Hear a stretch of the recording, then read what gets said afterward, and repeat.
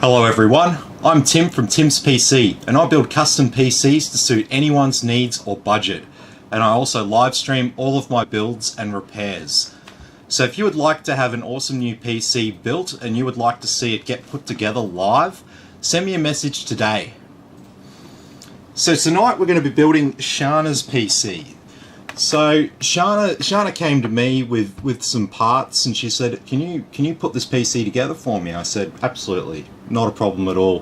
Shana's a local girl down here in Brizzy, so she dropped me off her parts the other day and now we're going to put it all together for her. So we'll go over what we've got for this build.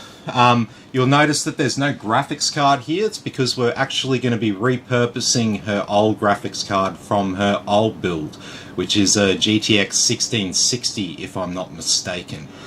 So, you know, she couldn't afford a 30 series graphics card for now, but she's gone with a 650 watt power supply, so she's going to be able to upgrade to a 30 series graphics card at some stage once either the price of them come down or she gets a little bit more money to invest in her rig. So not too many people get RGB power supplies, but I like them, especially the Thermaltake ones are pretty good. No, so the reason why in general you won't see me install too many RGB power supplies is because not too many cases have the power supply visible. Neil has heard, and you can hear that the audio is significantly better tonight. That's really good to hear. Knew there'd be a few teething issues with this new setup. It's slightly more complicated than a USB webcam with built-in microphone, but I think we're getting there. It's all a work in progress. I'm the first one to say I'm still pretty green at making these videos and stuff, but I'm going to get better over time as I do them more. I'm going to be doing them really regularly because, yeah, at the start of this year I basically decided that the best way for me to move forward with this business is to have some sort of point of difference, and I figured that live streaming my builds and repairs not only provides absolute transparency that the work being done, that the work I'm doing is the work that I'm doing and I'm not doing dodgy things and all that kind of stuff. And I think that when it comes to IT and computers, trust and transparency are not two words that generally come to people's minds when they think about buying computers and dealing with computer businesses, which is a bit of a shame, and that's part of my strategy here to do all of my builds and repairs live. Some people, you know, cringe at the thought of doing that because, you know, it puts you on the spot. What if you don't know how to solve a problem, etc., etc. I'm not really too concerned about things like that because as a technician who works on computers, you're gonna find situations and problems that you don't know how to solve immediately. That's part of being a tech. You don't get into this sort of stuff if you don't like solving problems. If you don't like solving problems and stuff like that, forget about it. Don't do this because you're going to be solving problems a lot. That's what this job is. You put computers together. You see me do it. I've built hundreds of computers, probably thousands of computers maybe over the years. I don't know. I don't keep track of how many computers I build. I've built a lot of computers. I put them together all the time. I build normally at least a computer every day, and even when you do it as often as me, you still run into strange random problems that aren't immediately apparent to you. And so to me that's kind of part of the fun, and that's kind of why I'm not too concerned about doing it all live in front of you. If I can't solve a problem, so what? I'll get there. If people in the comments have experience working on PCs as well, maybe they can, if I'm having an issue and I can't solve a problem, Tim's having a mind blank as to what's going on, hit me up in the comments. Tell me what your suggestion is. You know, I don't mind. I'm not so proud or so arrogant that you know, that I have to solve the problem myself and I won't give anyone else credit. I don't care about that. If I can't solve it immediately and you can give me a suggestion to help me solve it immediately, that's what I want. I don't want like pride and recognition for solving every problem myself, because nobody solves every problem themselves. You're gonna get a problem and you get stumped, and then you're gonna reach out to someone else who's your peer within the industry, someone else who works on computers, or someone who works in IT who has a lot of experience solving the kind of problem that you're having. And that's what you'll end up doing. You'll end up confiding in these people and asking for advice when you do come across a problem that is not immediately apparent to you as to how to solve it. So what's Neil said here? I'll chat with you later to show you how to remote your camera lens. Yeah, I really want to know how to do that. Yeah, okay. I know you can, but I don't know how. Yeah. So Neil's got all the hot tips on video because he's a videographer. So he knows a lot more than me about all this stuff. Like I said before, I'm pretty green. I'm pretty green at this. So I just know stuff about computers. So I don't know stuff about YouTube and video. Well, I watch a lot of YouTube, but you know, we'll get there. We'll get there slowly over time. Got the website launching soon. So that's good. So we've got the website, got the YouTube channel. We're gonna do Twitch live streams as well. So yeah, it's good. It's gonna be a lot of work, a lot of stuff to set up, but I really enjoy doing it, and so far I've had a lot of encouraging support from everyone about my videos, so I'm just gonna keep making them and see where it goes. So let's get into it. So for our motherboard here, we got the Asus Prime B550M. So this motherboard here has onboard Wi-Fi. So it even says Wi-Fi in brackets on the motherboard, so you can be assured that this has both Wi-Fi 6 and Bluetooth 5.1. But we'll have a look at the motherboard in a bit more detail, as we always do when we start our build. So we've also got a Crucial P1 500GB SSD here. So these are decent SSDs, cheap and good performance. And so we've got a cooler here, so we've got this Thermaltake, what do they call it? The Ring Silent 12 sync system. So 12 is obviously in reference to the fact it's got a 120mm fan on it. It looks like a heat sink roughly the size of like a HyperX 212. So I'd say it's going to perform roughly the same as them. And for our CPU, obviously we've got a Ryzen 5 3600. So good choice to pair the Ryzen 5 3600 with a cooler like this. They do get a bit toasty without a cooler, so definitely a good choice. Like I said, for our graphics card, we've got a GTX 1650 Super. Around here, we have 16GB of Delta RGB RAMs. This is T-Force brand, so it's got the RGB lights on the top there, so it looks pretty cool. It's 3200 megahertz with a CAS latency of 16, so decently low latency memory and decently fast.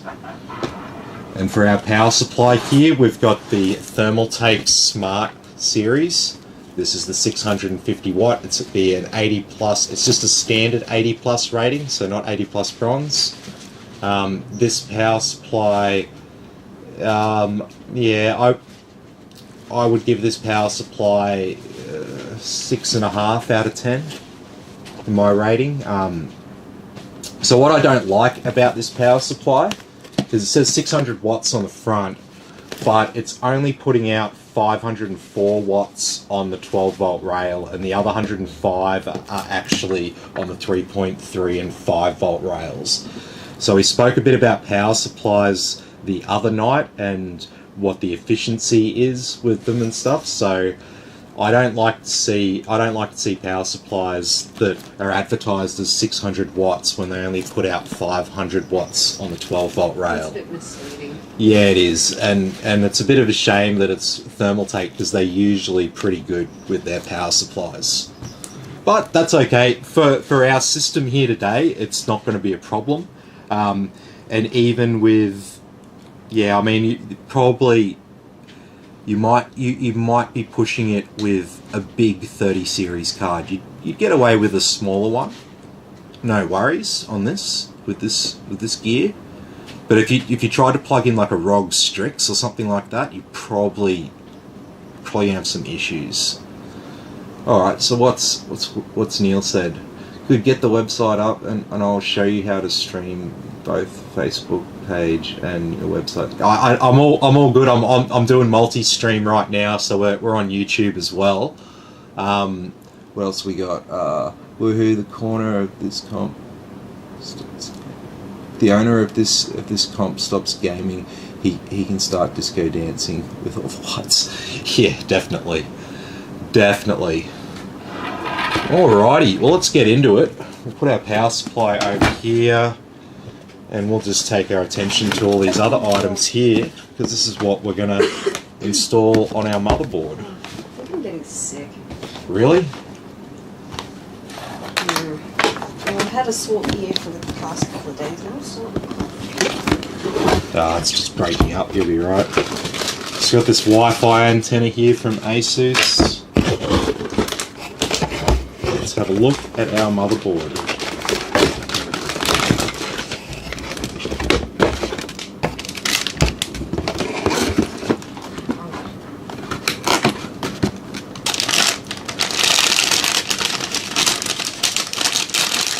So this board here, the Asus Prime B550M Wi-Fi, is a really good value B550 chipset motherboard. So let's have a closer look at this board, and I'll point out the features around here. So we've got an 8-pin CPU power connector up the top here. We've got some heat shields on our MOSFETs and some of the VRMs. Yeah, it's not the kind of board that's designed for extreme overclocking, because we don't have the heat sinks over here on these chips. And see all these chips that are exposed up here, so these are like our maths code processors and logic processors and stuff like that. So these chips here tell the CPU what to do. So all this stuff up here, you don't normally see it, that's why I'm going to point it out and tell you what it is. So that's what all this stuff up here is, and they've got names and little resistors around there and all that, so you can look them up. The chips have little model numbers on them, so you can actually type that into Google and you can find out exactly what that chip is and what it does, how it's made, and who makes it. Pretty snazzy looking board. It's a nice looking board for a budget board. It's nearly $200, but for a B550 chipset board, it's pretty budget. So over here we've got a CPU fan and an additional one as well. So 2 fan headers down here. We've got a 12-volt RGB header up here. We've got nothing else around here. Obviously we got dual channel memory. We've got 24-pin ATX power. We've got our USB 3.2 here. So these pins are the most delicate pins on the motherboard, so be careful when plugging in your USB 3. This little 2-pin header down here is the clear CMOS header.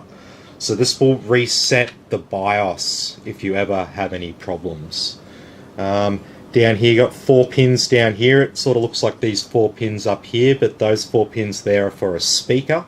So that's your little BIP speaker that you don't typically install these days on motherboards, especially with overclocking and overclockable graphics cards. It sounds like there's an error every time you start. It's quite annoying. So that's why you'll see that I don't typically install that little speaker, I really even like if that sound though when it starts up. Like, it's nostalgic for a lot of people, and I get that. But when I build them a gaming rig or something like that, it's just going to continuously beep. Yeah, I mean, sometimes it's good to have that speaker there, because if you do have a problem, it can tell you in beeps what the problem is. So you can look up what's called post beep codes, and then you can find out what all of those combinations actually are. Yeah, it is. It's really good. Okay, so along the bottom here we've got, that's our front panel connections. These 2 headers here are USB 2. We've got another fan header, another 12-volt RGB header, a 5-volt RGB header. This one down here, which looks like sort of like an upside down USB port, that's our COM header. So this is if we wanted to plug in like an old serial header or something like that, it's like those serial ports, we could plug it into those pins there. And over here, our final one is our audio header for our front panel audio, and for older graphics cards that don't run through DVI or HDMI, and you need to get audio to your device, you can hook it up through that header there. And so obviously, as I always say, this part of the motherboard down here, this is all your audio stuff. So these little gold resistors, these little gold capacitors here, the audio capacitors. There's audio chips here, there that process the sound, and obviously we don't need sound cards anymore because it's essentially baked into the motherboard right there. We've got another chassis fan header. That will be our trusted platform module header. So that's not something that ordinary people typically use. This is for, I might do another video where I explain exactly what that header is and what some of these other random headers that you might find on a motherboard are actually for, but I won't get bogged down in it today. We've got two M.2 slots, so you generally put your first one in the top slot there. That's the general rule, unless it has that sticker there that says limited functionality, like you'll see on those Gigabyte Aorus boards. We've only got the one PCIe X16 length, and it's actually connected X16 all the way along, so that's for our graphics card. And then we just have two PCIe X1 slots here for Wi-Fi, not that we need it, or USB, extra USB ports, or other PCIe devices that you can plug in there. If you did need a sound card for whatever reason, they're usually X1. Most capture cards are X1, so you can hook in there. Some of the 4K 60 frame a second ones are X4, so you wouldn't be able to plug in an X4 PCIe device into this because you don't have an X4 slot. If you had a second one of these slots, you might have a second X16 length slot. It might only be X8 or X4, but you can plug a shorter PCIe device into a longer slot. That's fine. So I think that covers all of the main features on this motherboard. We've just got the rear I/O here. So we've got a PS2 port, a couple of USB 2s. We've got an old VGA port for old VGA monitors. We've got a DVI, and we've got a HDMI output. So three kind of useless ports here that aren't going to be in use for this motherboard because we've got a Ryzen 3600. So we've got a couple of USB 3.2s here. That's why these ones are like a green color. They're slightly different to the other ones. Obviously here is our Wi-Fi and Bluetooth module here. We've got, that will just be gigabit Ethernet, another two USB 3 ports, and standard audio connections there. Alrighty. So we can now, where is all that stuff? It's around here. Sorry, I turned it around. Alrighty.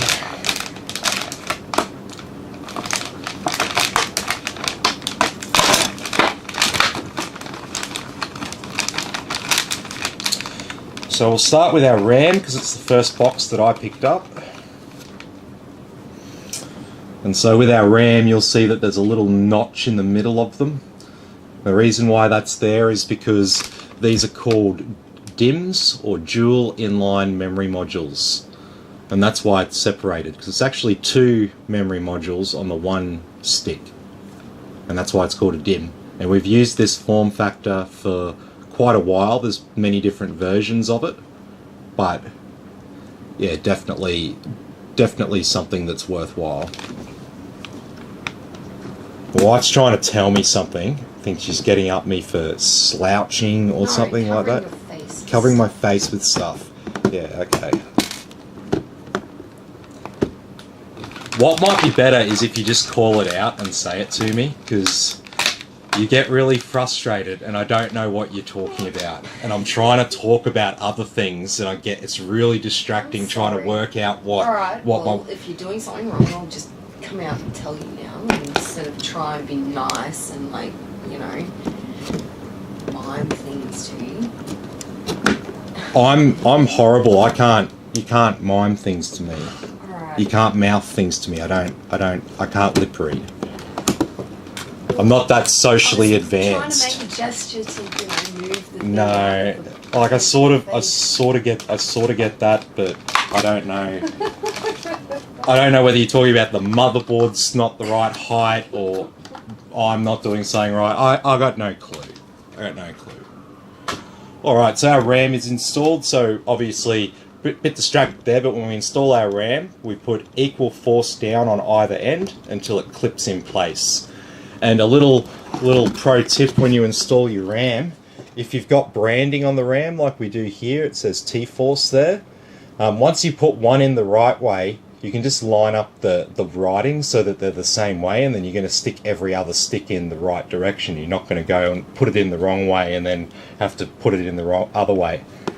So that's our RAM installed there. So we can turn our attention to the SSD, which is our crucial P1 500GB.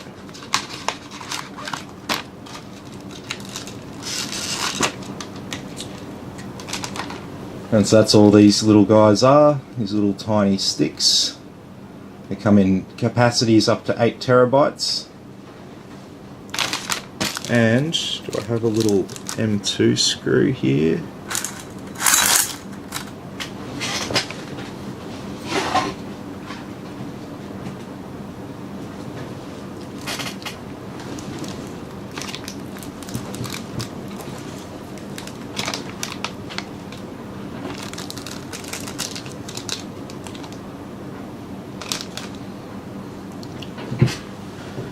Got an offset.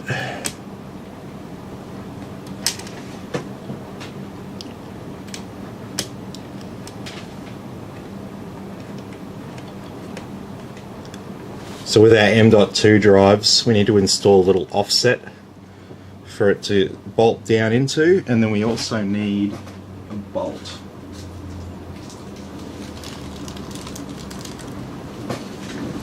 So this should be the right size.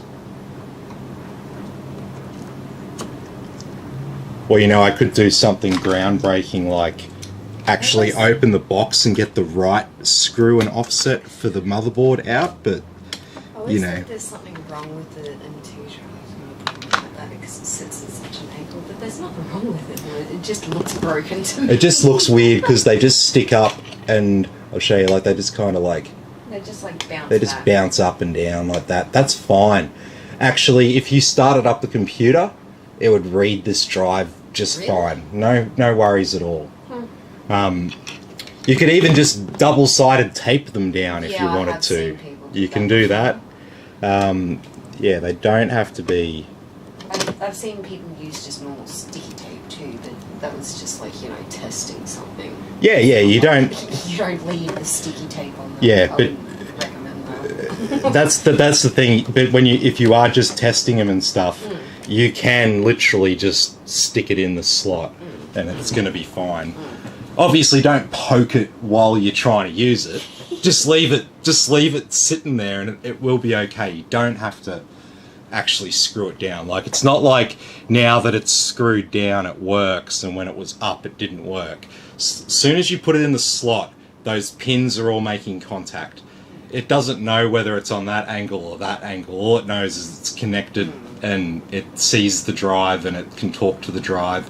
It's got no moving parts, so it's just circuitry. It doesn't care what direction it is, whether it's upside down, whatever. It doesn't care. It just follows the laws of physics and does its thing. So it's our M2 drive installed, and so now we can turn our attention to the CPU. So with our Ryzen CPUs. Yep, you can unbox that cooler and have a closer look at that while I'm doing the CPU if you want. It'll save us a bit of time here.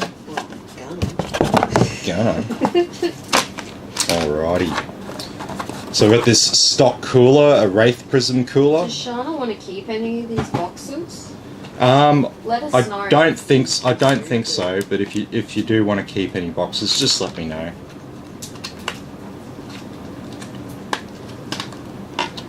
Obviously, if you live interstate, it's a bit hard for me to send you the boxes as well, unless you want to pay for like another big carton of like just empty boxes. Pay for extra shipping of that.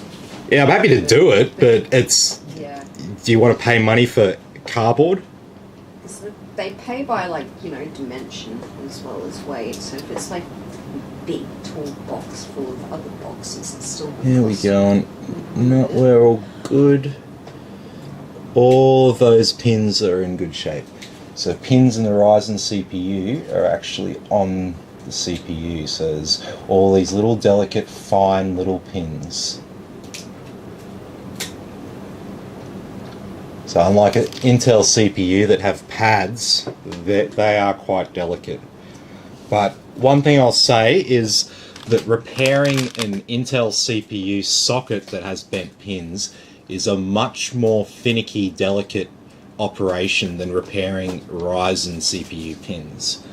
So, do I have...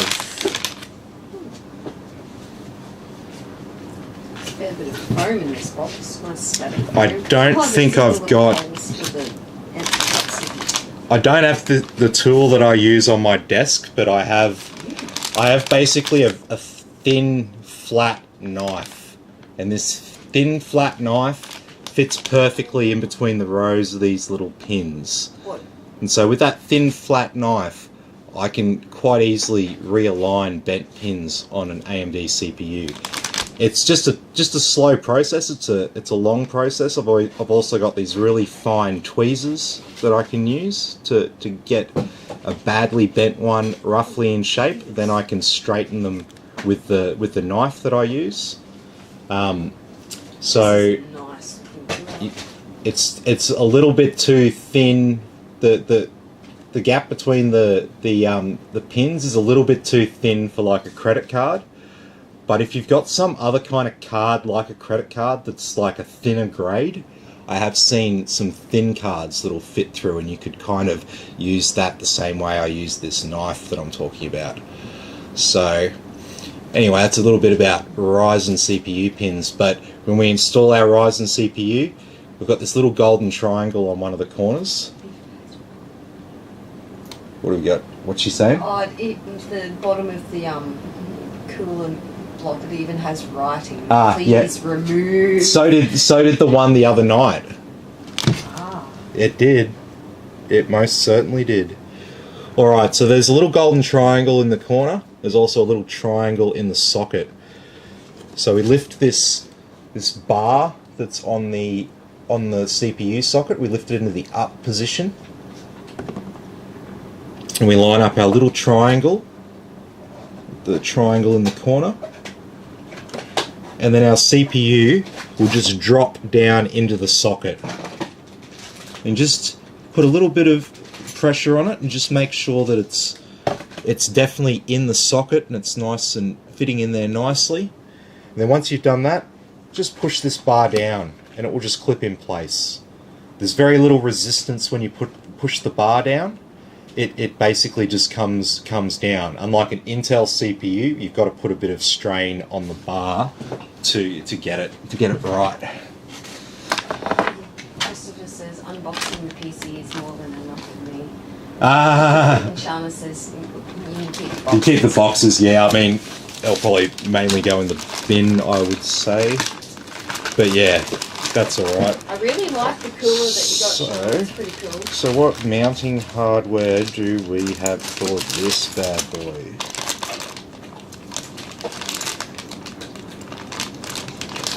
These look like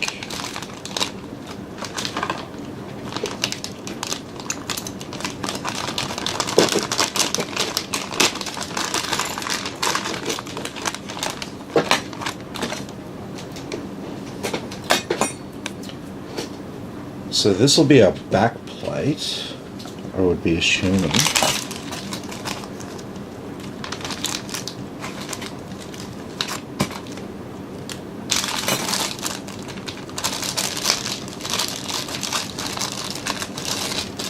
Here you go. Got something that you can do while I can do the fun stuff.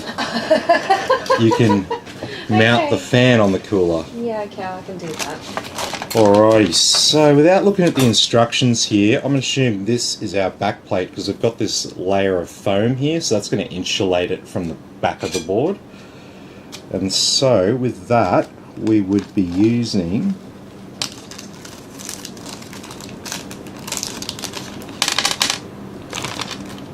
would look like these bolts will go through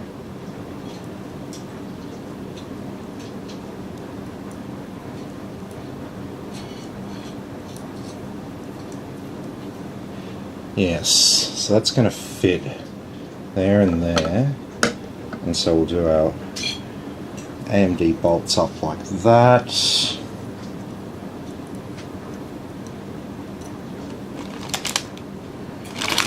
And then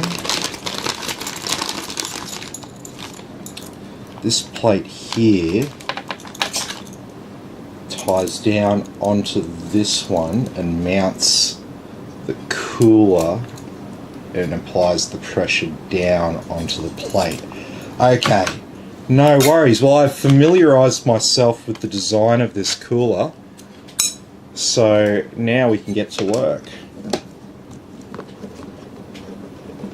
So we're going to remove the standard AMD backplate here.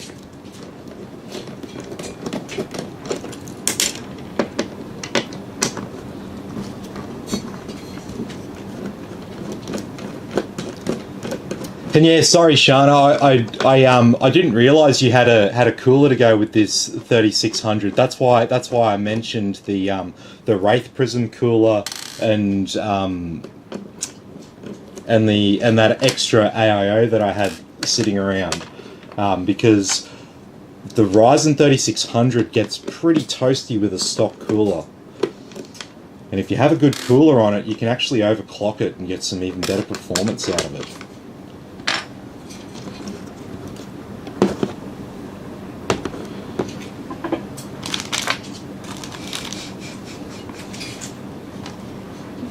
Giving me the easiest job in the world. I can't remember how these things fucking go on. I'll work it out. Don't help me. Maybe.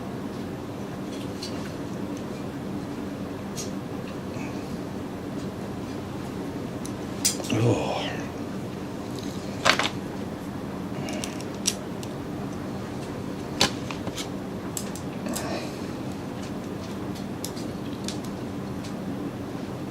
I think I worked it out.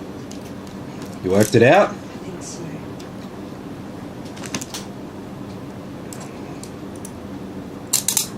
Oh.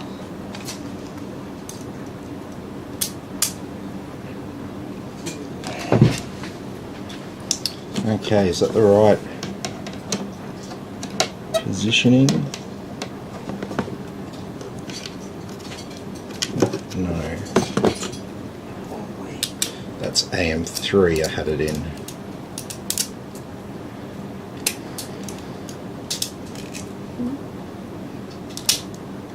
Oh, the bolts here for AMD. Oh there's... no, I was talking to myself. Oh, you talk to yourself. That's okay.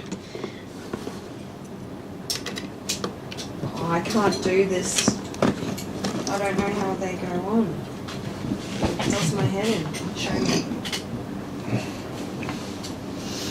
Shut it here. It's taking too long for me to do it. It'll be quicker for you to just do it. Okay, so with these things, hang on.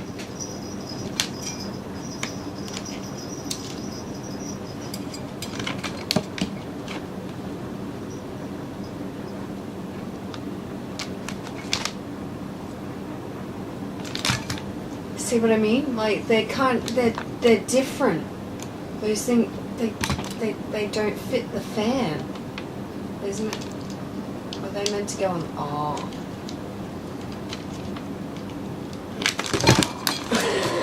No, that's not. No? See, there's these little notches on like the inside of. Give it here. Chuck it here for a second.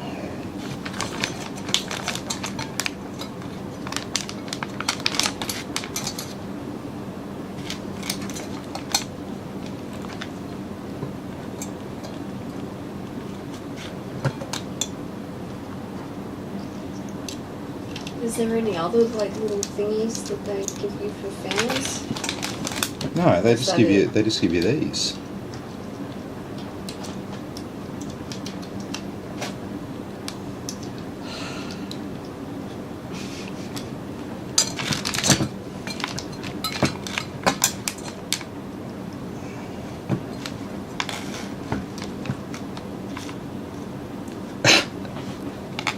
I am perplexed.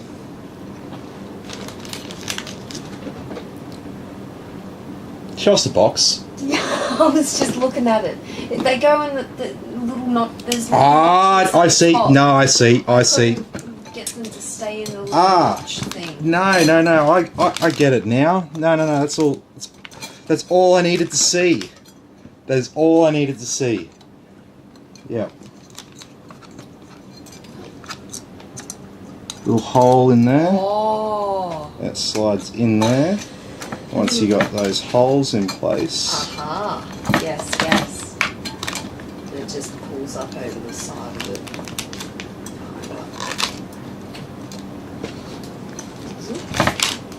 Oh, the little corners of it, they sit in the little notches on the top of the fan.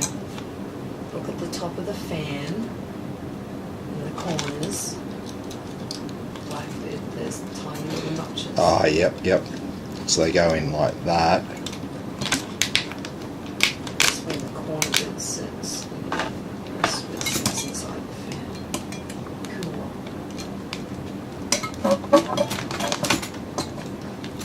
Yeah, it's certainly an interesting design for the cooler. That's what had me stumped. It was just like, but what? They're just meant to like, hook onto the side.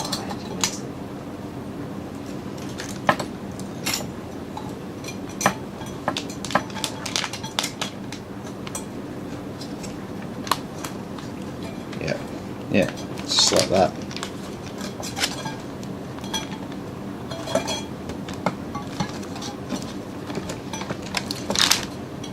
Just like that. Perfect. Even though it took us so long, it's actually kind of easier than what they used to be.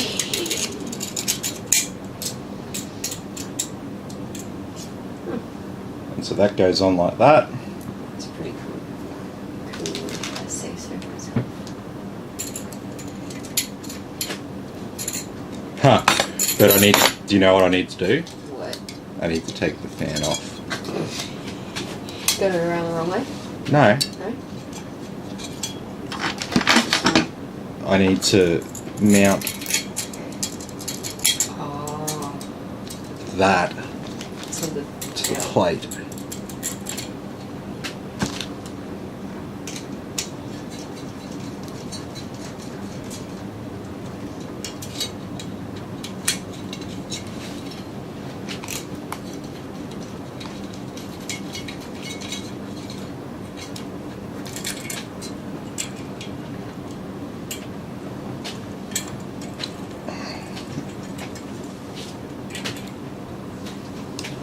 So we're going to remove this plastic piece that's stuck to the bottom of the cooler.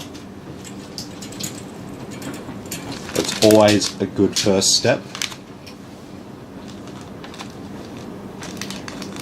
having Nick come over and bring that PC to us, that was the first time I've ever seen that, like, in person. Oh, really? So we do have these. I thought those screws looked a little bit short.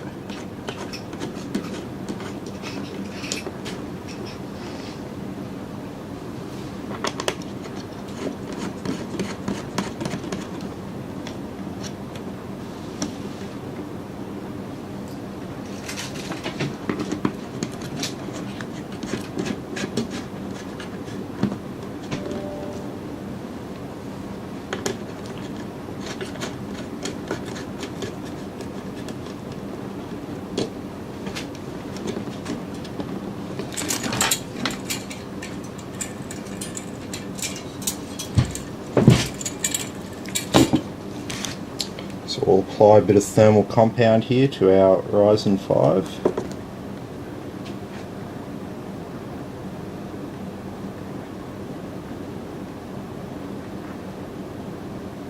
Get a good covering. And you just spread it out. How come you're going a little bit heavy duty with it this time? Is it because there's nothing on the cooler itself? Nah, this is about what I'd normally use.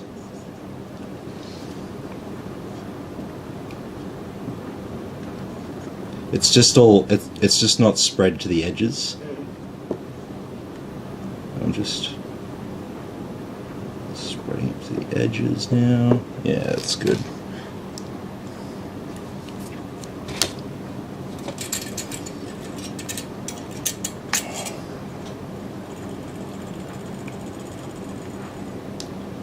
Put that down, we can give it a bit of a spread around. Make sure it's making good contact.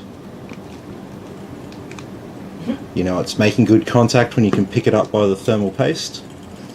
That's good thermal paste. Yeah. And so I'm guessing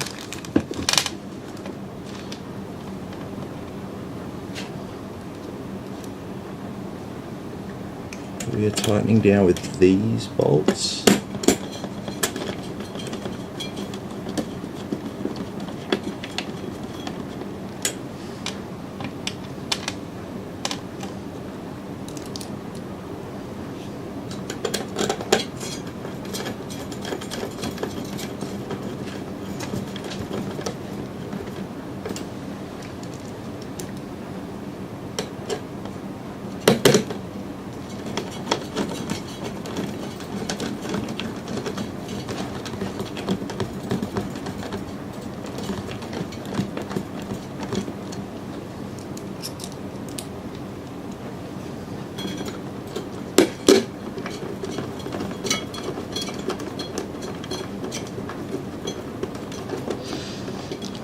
So one point to note with this cooler is that it has screws on both ends. So What? On both sides? yeah, Oh. so you kind of, is there another screwdriver around? I haven't seen the orange one.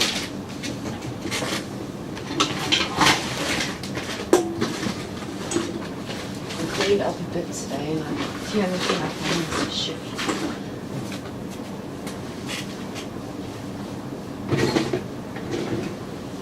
I don't usually use any other screwdriver other than the one that's in my hand.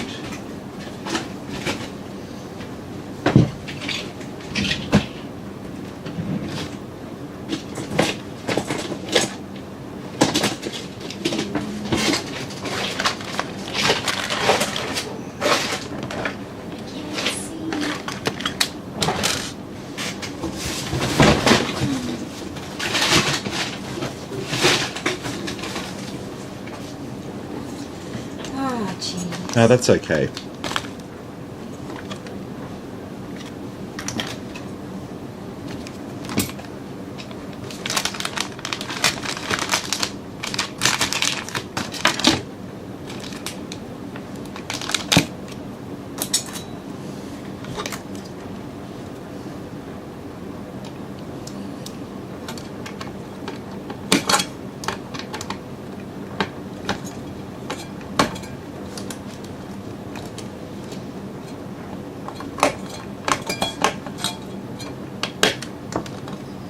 Okay, so got that bolt nice and tightened.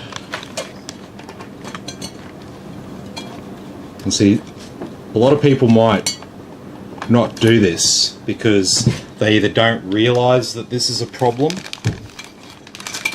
and then you're gonna end up installing it and you might find that you don't have a very good mount on it, and then your CPU's overheating.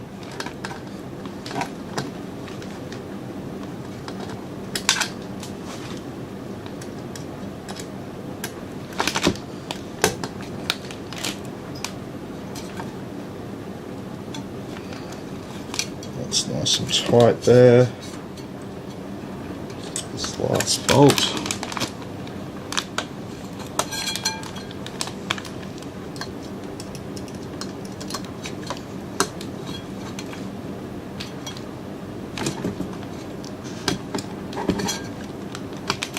Excellent.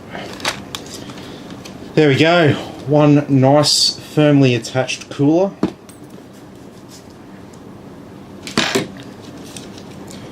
And so now we just got these cables here on our Thermaltake fan.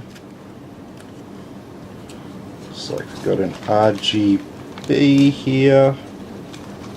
Connect that now. Get it out of the way.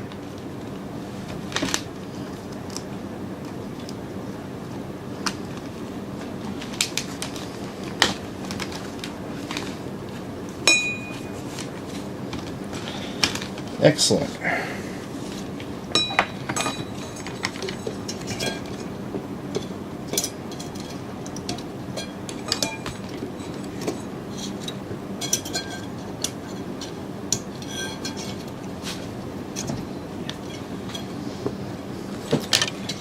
There we go. Our fan is all ready. So our motherboard is all prepped and ready to go. We can move on and we can start prepping our case.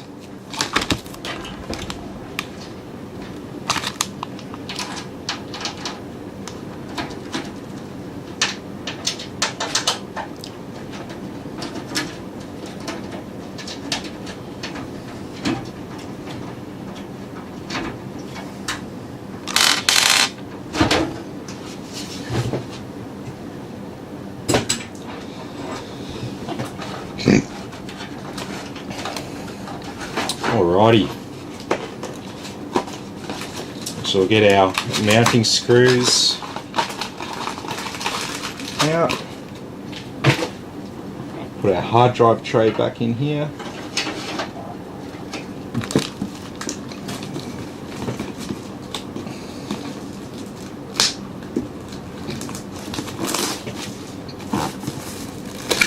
so we've got this Thermaltake power supply, so got a bit of a grate at the top there, so we can make sure that Shana actually sees some of the RGB in here. Oh, those things are pretty bright. You have one on this one. It's not exactly like this. No? No. I thought it was There, the same.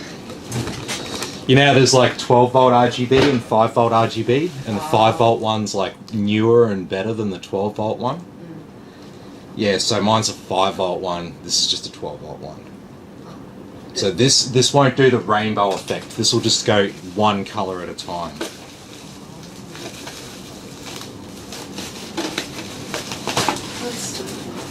No, it's fine, it's fine. What I don't like, why you won't see me generally pick this power supply is because it's got these like sleeved cables. And they're not flat, they're like round. They're like harder to do cable management with than the flat black ones. So I normally... I kind of like them, but I don't at the same time. It'd be better if they made the actual cables on the inside of them black, not the mustard and ketchup. Yeah. Inside the black sleeve. Yeah.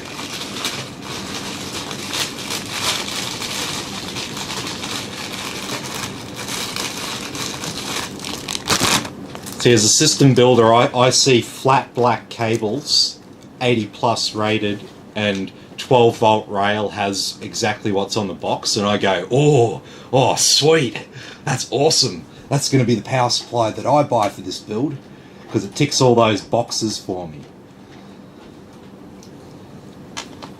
I like the feet on this case. They're pretty cool. Yeah, it is. It's a nice. Silver feet. It's a nice case. I like the design of the front too. The issue is at Umart you get this for like 135, and then you can get a 220T for like 155. So they're like really close in price together. I guess they are really similar cases, but they're still different at the same time though. yeah, the 220T's got like a more. It's like all metal. Doesn't have any plastic on it and stuff, so this one's a bit cheaper. It's got plastic on it at the front. Too. It's a bit lighter. Yeah, all of that kind of stuff goes with it. Okay, so we've got. You've still got room on the back there to side mount graphics card, which is pretty Yes, cool. and you don't have that in the 220T. No.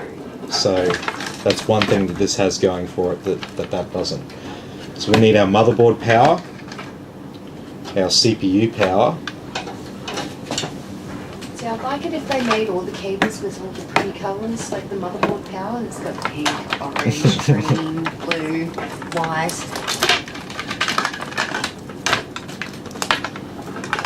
We'll need a graphics card power.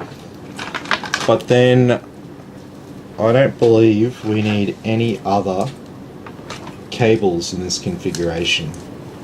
Unless Shana has like hard drives or something that she wants me to install from her old rig. Where is cable guy? Do you have a graphics card now, or are you installing that later? Well, it's the last thing that we do, so I'm just going to go downstairs and grab a old computer at the end. Yeah, it's all downstairs. I know what's going on. So we'll stash away. Many boxes and all sorts of stuff around the house. Stash those cables away, and we've got the 3 that we need. It's ridiculous.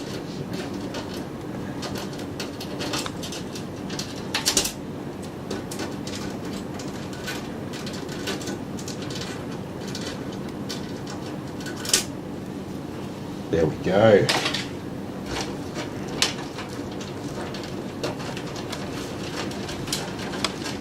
Oh.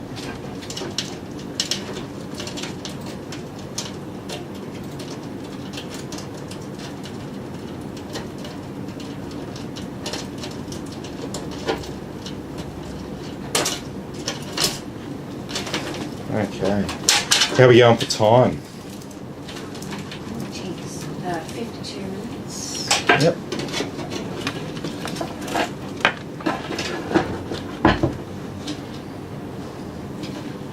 I want to peel this sticky please.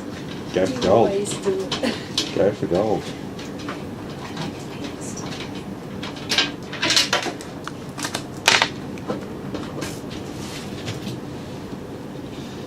Okay, so we need to get our motherboard offsets in place. That's the joys of working with a micro ATX motherboard. So we switch over to our tool here for this.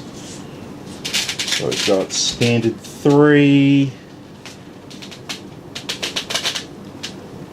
standard 3, and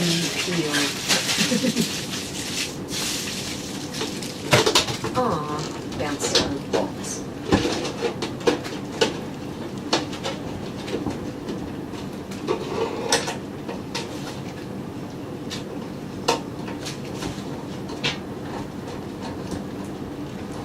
that's spot there.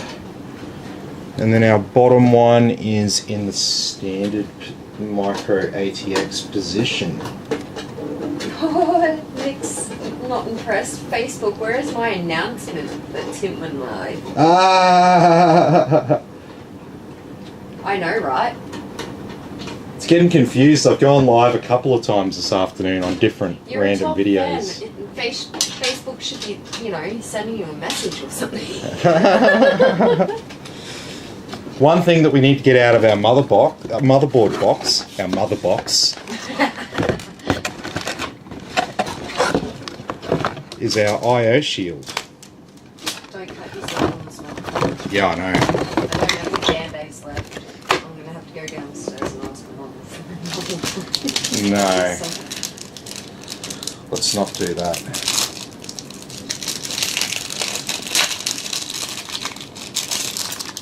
Okay, so we'll install our I/O shield without slicing my finger open on thin metal. Oh, just thinking about it, it makes me seem cool just the way you did it. Just sliced right into it.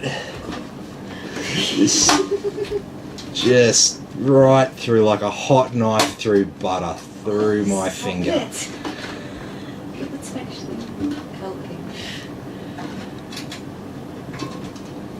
Oh, there's another nice one that'd go right through my finger. I can see it. That'll slice up nicely.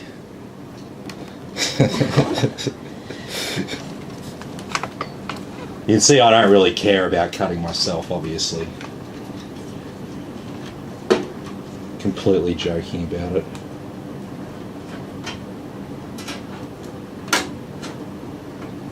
It kind of looked like you were bending those things though. Were you doing that on purpose so it doesn't like, stick to the end of the... Yeah, so I'm bending. I was bending those things so that when I put it in, they don't slide into the USB slot. They're meant to hold the board down once it's in place. Change back to a normal tool and then try to use up some of these bolts from my tray.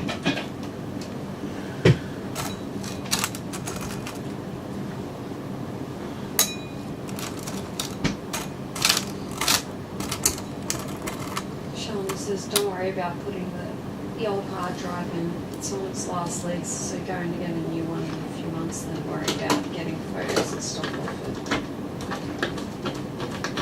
Yeah, no, that's alright.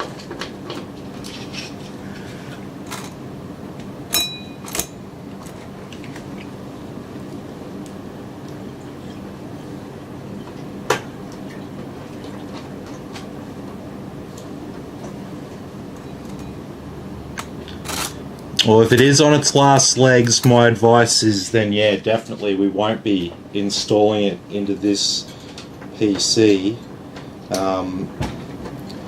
If it's on its last legs, it could die at any time and become unreadable, essentially. Yeah, But so the only way you can get those things copied as soon as possible. Yeah. Maybe get a friend to help like you out like or something like that. if it's really bad, I don't know how you've assessed that it's definitely dying, whether it's just got crappy performance or something like They that. can just, stop working and then there's no going back. You can't get it back unless you take it to some sort of engineer who's going to make you pay through, Yeah. They take a lot, they charge a lot of money for that sort of thing. Yeah, professional data recovery, that's not cheap. Not cheap at all.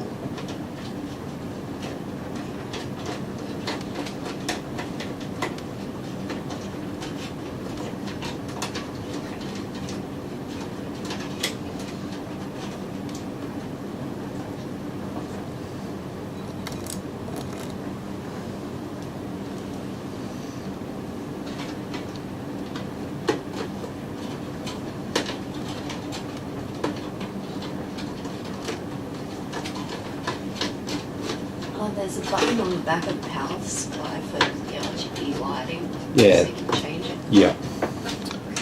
Why is that not screwing in? Because it doesn't like it.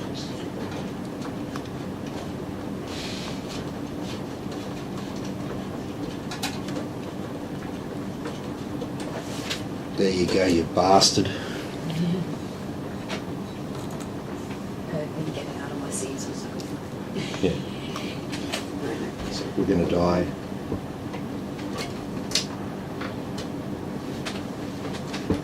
Now, just sometimes when you put the motherboard in, one of the bolts just might be like 0.5 millimeter off, and it just stops the CPU. Sorry, it stops the screw from going in. And so the best way to overcome it is just to lift the motherboard up a little bit from the offset, and then you can start threading that first bit. Then you can put it down and then just screw it in. It will just tighten. Dominic says, hey brother, how's your day been? Hey Dominic, how you going? Yeah, day's been pretty good today. Yeah, pretty straightforward day. But First job early in the morning, second job Yep. late at night. Yep. It's the way it is right now. Hopefully, Hopefully you can make this your main job. I would love to make this my main gig. If everyone keeps supporting me, I will be able to make it. Yes, yes, you will. Do you make dinner as well? Oh, I buy dinner. Oh, okay. I can work with that.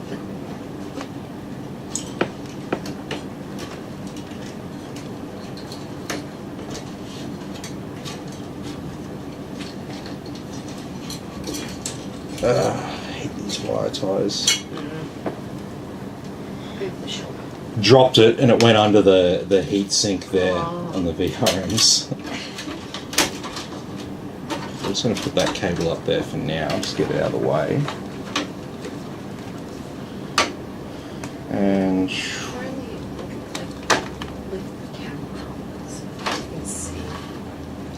yeah, I'll turn it on its side while you're doing this stuff. Yeah, I probably can. Yes, you should. Dominic wants to know, have you heard from Afterpay at all? No, not yet. I will let you know when I hear back from them. Stupid Afterpay. Like I said, from other people in the industry, yeah, apparently they don't really like the PC places because we're high dollar value, and when we give them when we give customers the price for Afterpay and Zip, the fee, the dollar value of the fee, because it's a percentage, right, that they charge us, it's really high, and they don't like it because it makes their product and their brand seem expensive and a rip-off. Because it kind of is, but they want you not to realise that because of the microtransactions that they're doing, like under $50. It's really helpful. It is. But it's not interest-free. Oh. They say it's interest-free. And technically it's interest-free. But is it no, don't worry about who. The fact is they make their interest, because if they charge me 5.3% for a transaction on Zip, right, they make their 5.3% interest like that. They get paid their interest on the whole thing. They've made their money before the person even makes their first payment, let alone whether they go into arrears or anything like that. They make their 5-point-something%. They charge that to the retailer, and then the customer thinks that they're getting interest-free, but they're not. The retailer's passing on a fee to the customer, and that fee, when you extend it out, works out to be that same interest that you would have paid. They're going to charge you 5.3% in a year. That's the same as getting charged 5.3% on the purchase straight up. It just means you've paid the whole year's interest all at once. And then they say it's interest-free, but it's not interest-free. They take advantage, just like renting, they take advantage, not renting houses, like renting like appliances. White goods. Yeah, they take advantage of people who are not economically literate and all that. So while Zip's good and all that, it's definitely not interest-free. It's lower interest than a credit card, and that's the important point to note, fundamentally. Alrighty, so we will have some fans here to hook up.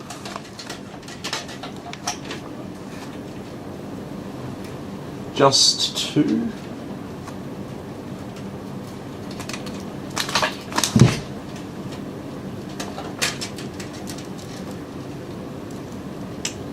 Okay, where will we hook these up to?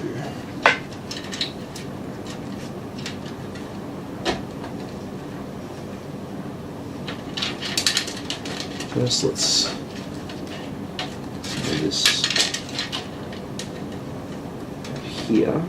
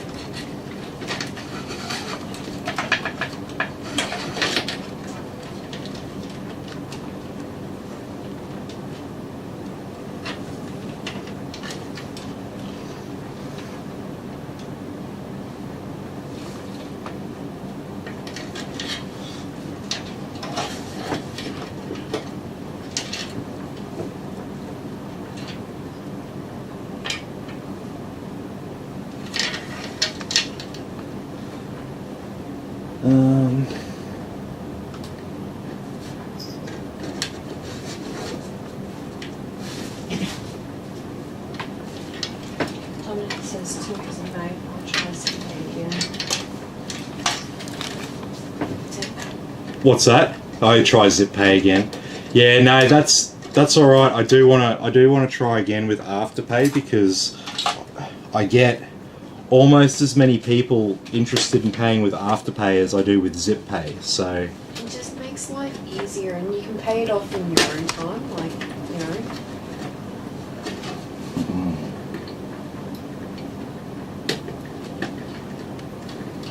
It's kind of like that interest-free kind of stuff that you get from Norman.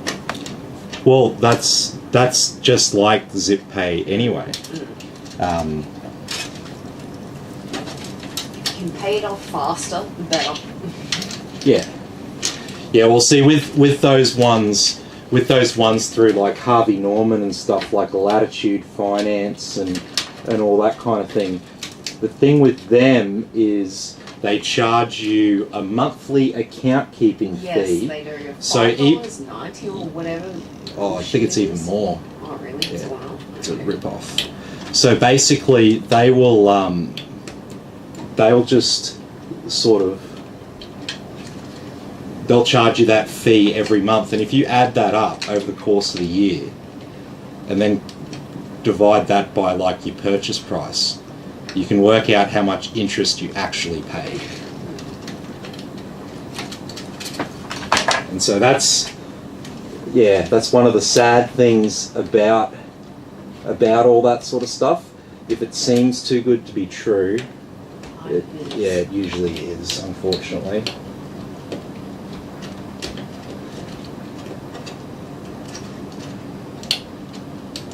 It's good when you need something and you just don't have the cash for it. I've got a Zip account just in case. We use it sometimes. Oh no, it sounds like somebody's being pulled over. It's like, we live on a main road and I can tell when somebody's being pulled over. I can tell stop signs. Oh, this fan header, come on, man. Go in, yes. Okay, so our fans are installed.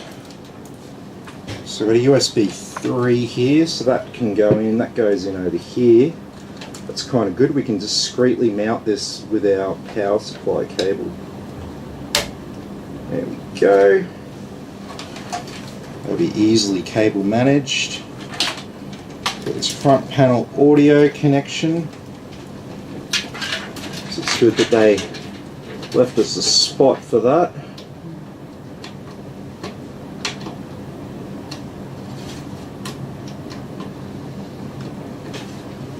Front panels in. Pretty sweet. Even though there's only a few cables plugged in, so There's not really much to do, really. the CPU power and graphics card to do after this, really. Yeah, basically CPU power, motherboard power, graphics card, and that's pretty much it. It's pretty straightforward. I like this case. It's Yeah. pretty good. The more I look at it, the more I like it.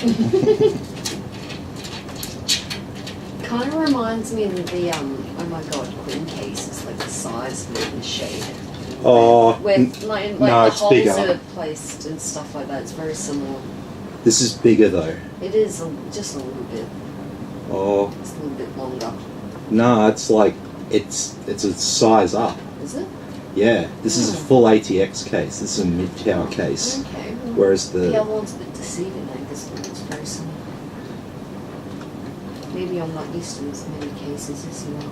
Nah, that's probably what it is. Because see, I look at these slots over here. Yep. So it had 4. Yeah. So it's just enough for this motherboard here, Yes. whereas this has that much extra room there. Alright, let's get power LEDs the right way around.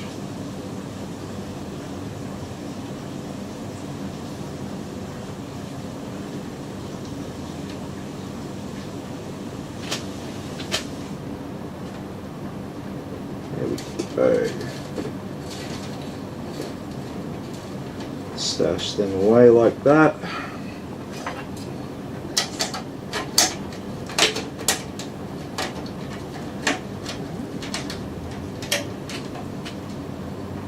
So that's what I've done there is I've run these cables through where the SSD holders are. Yeah, I saw this. So little, that's like, not actually where they're meant to run through, but that just looks a lot neater running through like that compared to how the case was designed. So don't worry, Corsair, I fixed it.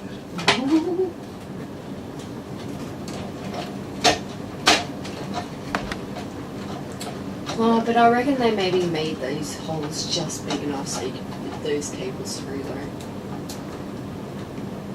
No, they wouldn't have. No? No. You reckon it's a coincidence? Yeah, it's just. I mean, I had to force that fan header through. I think I've shaved off slightly one side of it to get it through there. Oh, the plastic bit on the edge of the fan clip there. It doesn't matter, but the point is I've got it routed through there and we don't have to go over the motherboard. I didn't have enough room to route it through this hole down here, so I had to use that hole there. If not, it would have been something different. So CPU power.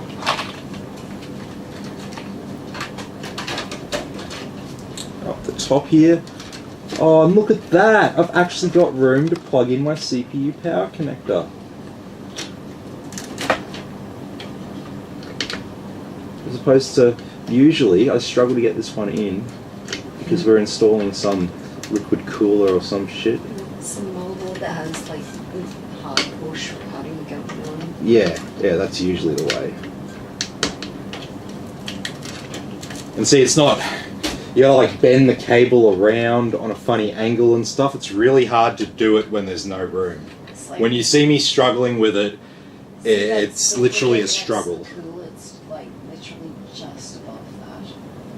So I can't really see it. Oh, and we've just, this RGB on this cooler is just 12 volt. So, lots of activity all in the same spot, which is kind of good because, well, let's make sure we get this the right way around. So that's the shit thing about 4-pin 12 volt connectors is that they're symmetrical, but the pin formation is not symmetrical.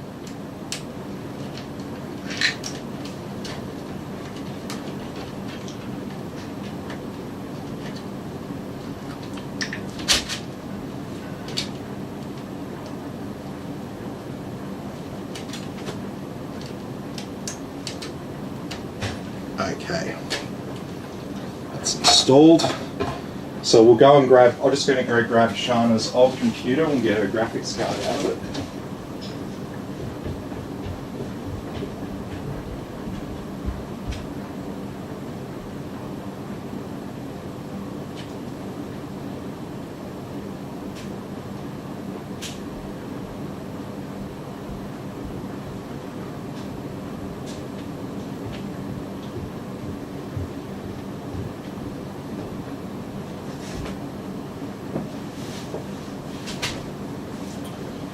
Okay.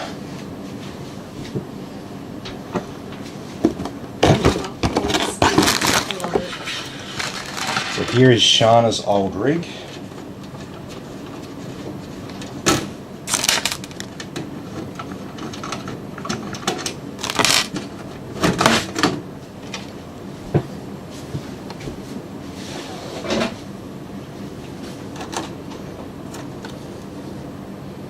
Okay. Shana says everyone can see the free dust I gifted you. Thank you very much. No, it's all good. I think I'm pretty sure I've seen dustier computers. Like, this isn't too bad, to be honest.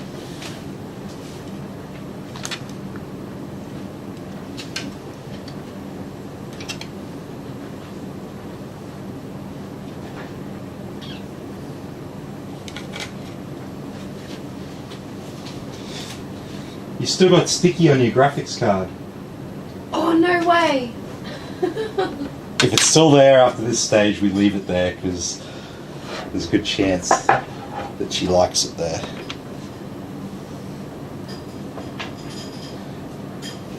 So this is just a 1650, this card, not a 1660 as I said.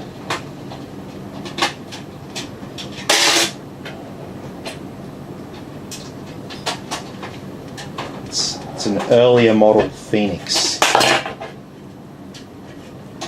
So it is likely a toasty boy. Oh wait, no, it's 1650, not 1660. 1660's Phoenix is a toasty boy, and the RTX 2060 Phoenix, definitely another toasty boy.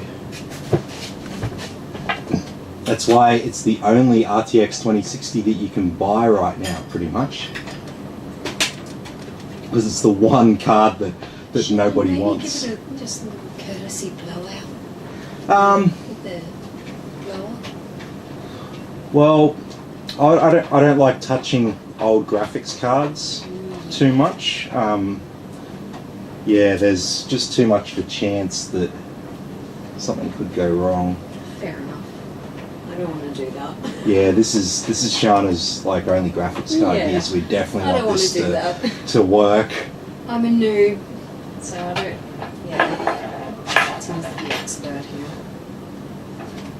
Yeah, the card's not too dusty. It's got a little bit of dust on it and stuff, which is to be expected, but it's not really too bad.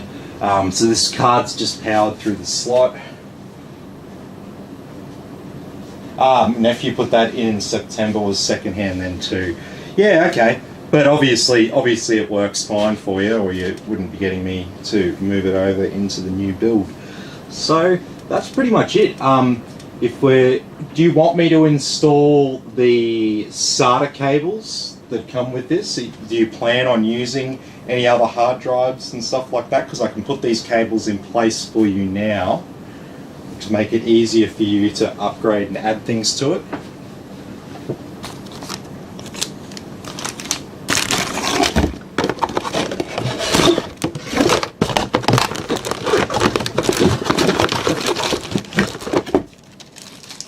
Shana says yes, please. Yep, no worries.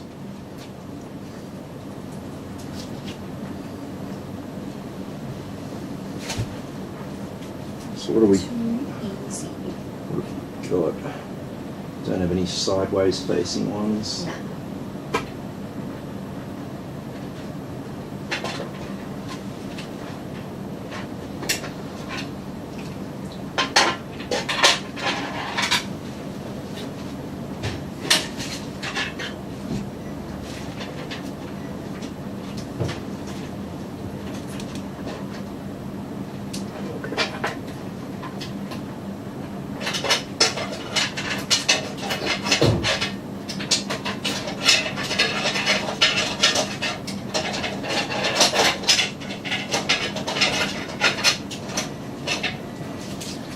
And we don't actually need our graphics card power cable for this build either. Stash that away. So now all we've got to do is do a little bit of cable management back here, and then we can turn her on. So we don't have too many cables to deal with here. I didn't even do any as I went, because I knew it was going to be such a simple process to tie all these up.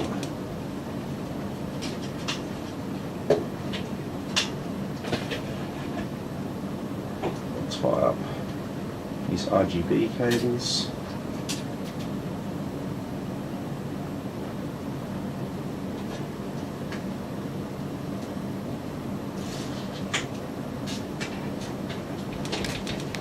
And we can tuck them away.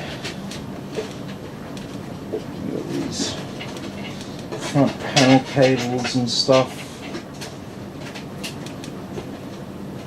We'll tie these down here.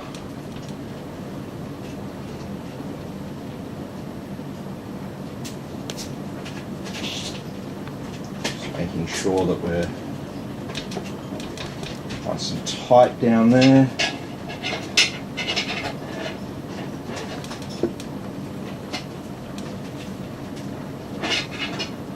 I won't tie those SATA cables up there.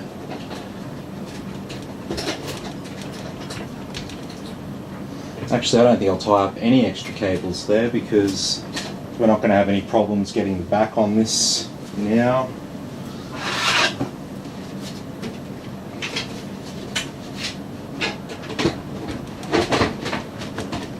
See, the thing about doing perfect cable management is if you ever need to change anything, it becomes a right pain in the ass to do your cable management. Oh, no. That's pretty good. Yeah.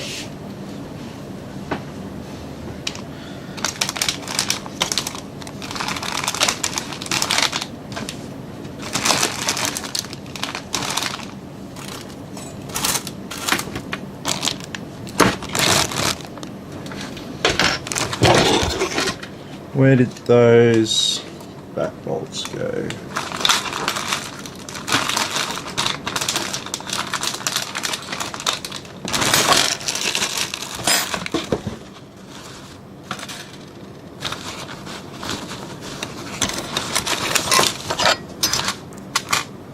Here's one.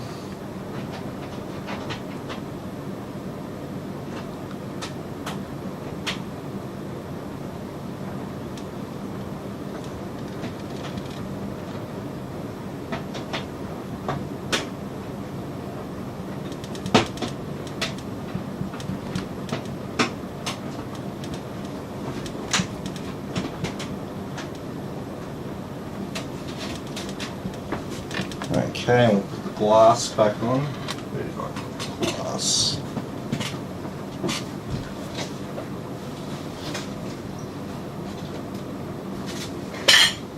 Aha. I didn't put the glass anywhere. Christine put the glass there. It was out of the room. That's okay.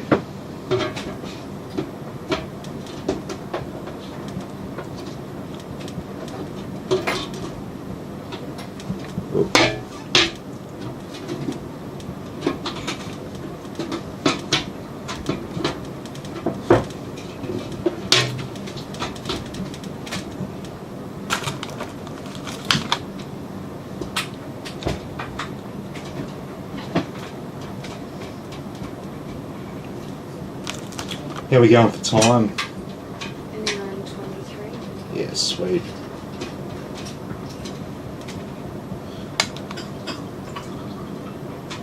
It's 9 o'clock.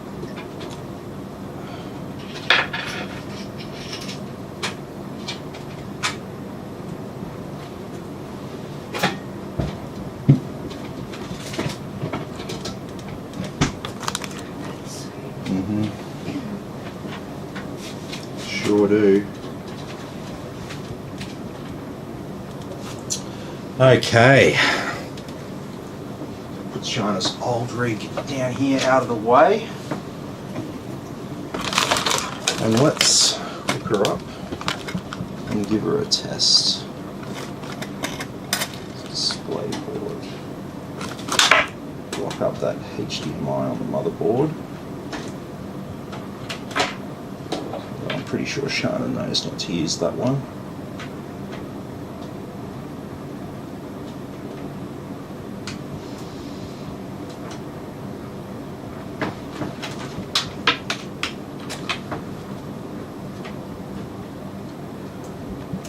There we go.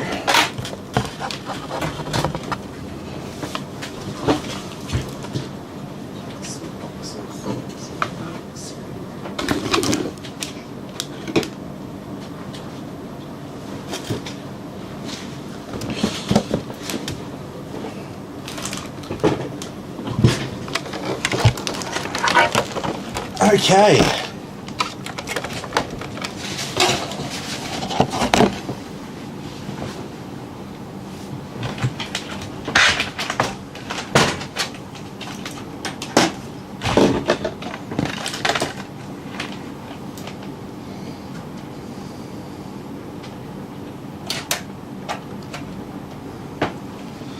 So no USB-C here, so we'll use the USB 3.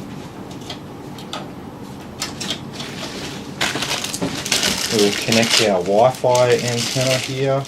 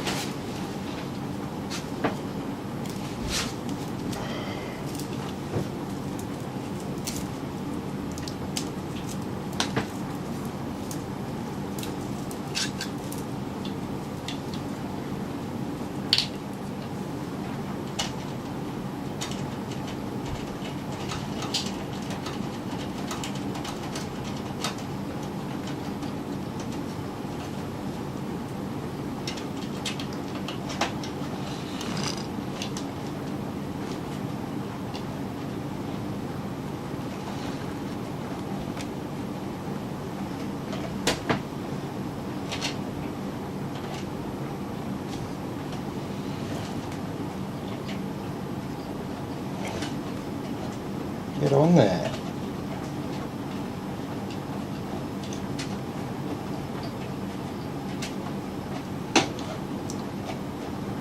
Thank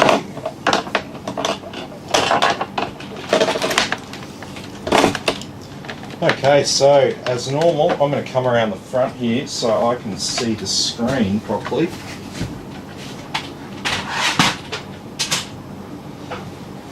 And now we can do our moment of truth. So have I hooked everything up?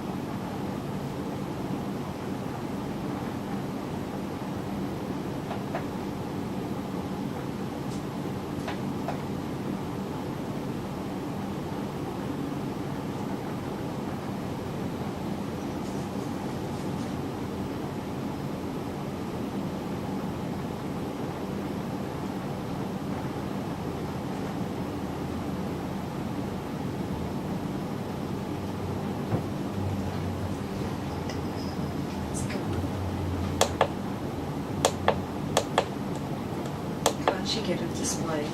No, I'm not seeing a display. Why? But we don't know yet.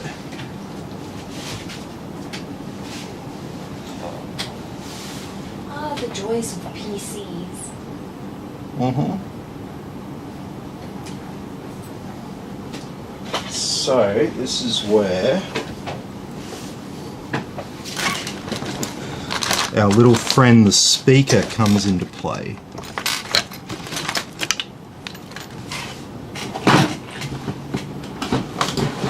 Speed codes.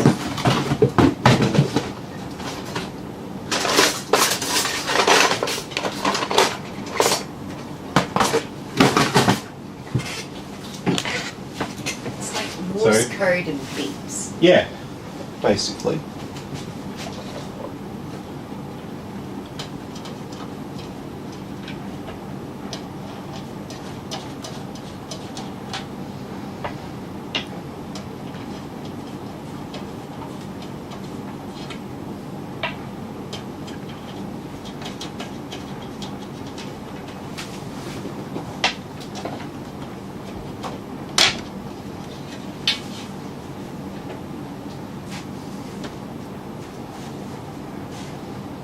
How come all the nodules from the end of the cool, like the radiator, are this like right thing? Like some of them look like they've been pinched. Is that the way they make it? Yeah, that's the design.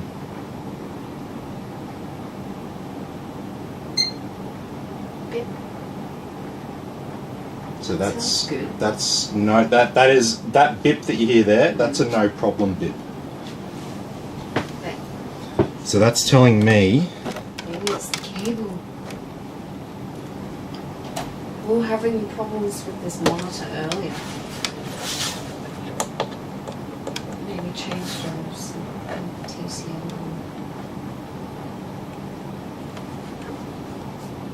Oh, it's doing something now. The monitor is.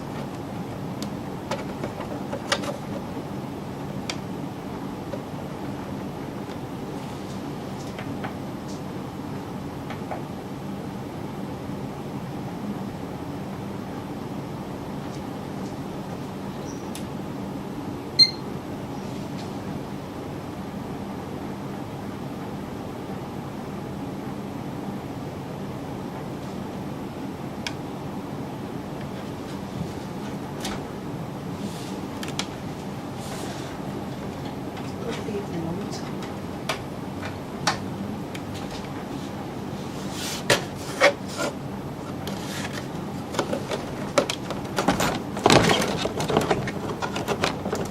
Not 100% sure.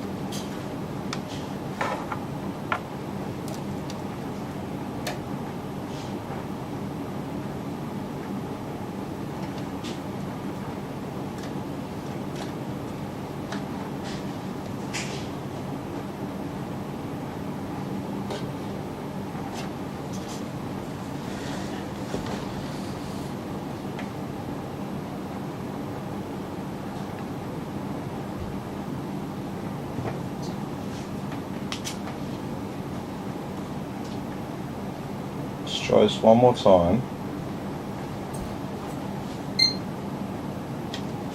Bip is normal, everything's firing up. It's no other problem, we're just not getting a display signal and we're not getting any error code from the card.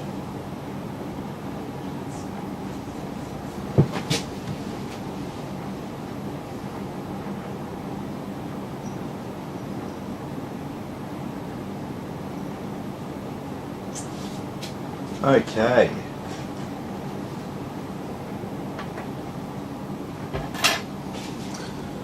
So now we're going to verify the functionality of this graphics card.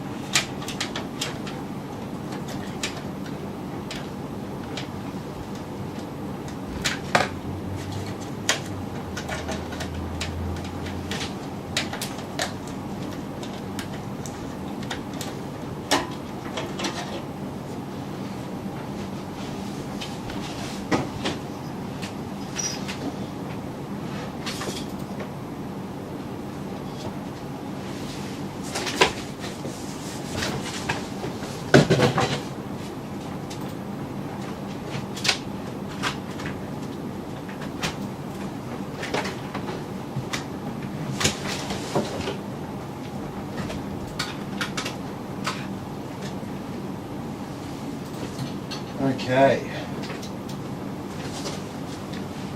So on my test bench we've got diagnostic codes that show up on the motherboard so I can see clearly whether we have some sort of a problem. And we have no issue at all. It's booting up just fine. Okay. So very, very strange. Two of the same issue 2 nights in a row. So in this case, this motherboard can't actually talk to that graphics card properly. It needs some extra drivers installed. So I'm going to actually plug in this GT710 graphics card here. So check out this graphics card. It's just got a little X1 PCIe interface, but for a little GT710, outputs 4 HDMI signals on the one card. Pretty good. $120 cheap graphics card, just outputs display signals. I've seen a new one recently that's just been released. It's all white and it's got a little bit of green on it. And I like it. What, a new GT710? No, the Quadro card. Oh, the Quadro, yeah. So we can just stick that in the X1 slot there.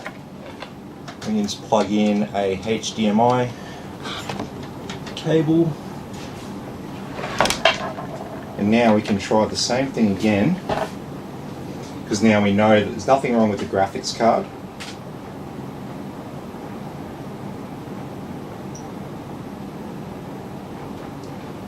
Give it a little bit longer to boot now and beep. But it will do its thing.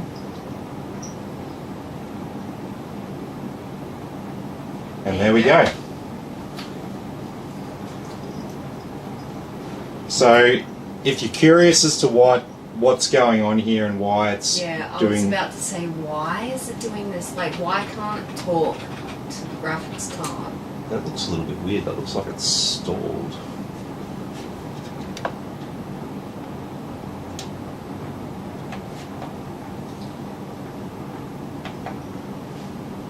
I don't have that graphics card screwed in. Usually doesn't matter, but it might have had a bit of an issue there.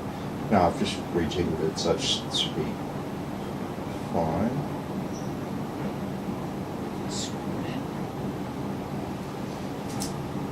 Seeing that same issue. Okay. I'm doing that.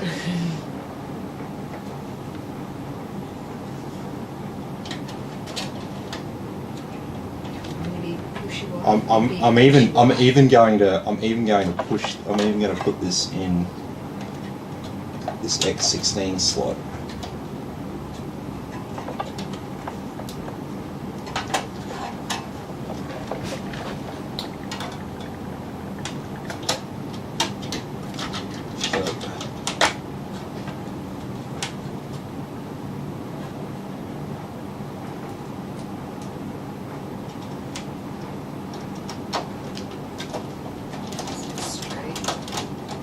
Huh?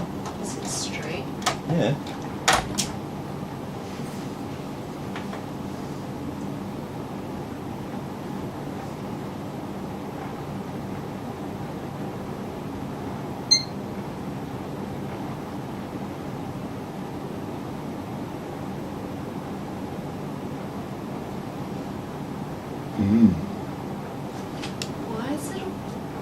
Why is it doing that?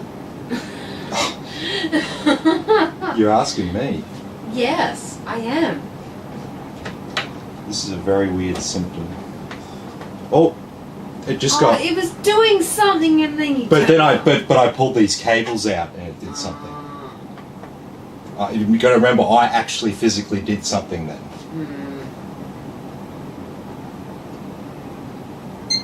So sometimes weird things like this can happen. So what we're going to do, we're just going to... Okay, so it's doing the same thing with those cables unplugged. Let's just wait and see if it gets past this.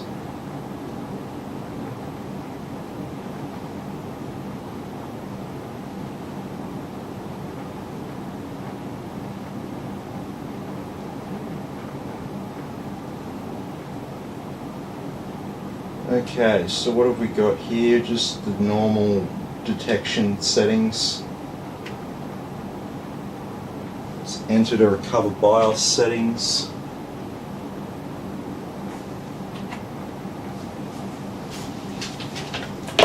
Okay. That screen brings back memories, but where's the star? I don't remember what that brand was. Huh? The star, that home's BIOS screen thing that comes up first. Oh, energy star. Ah. That's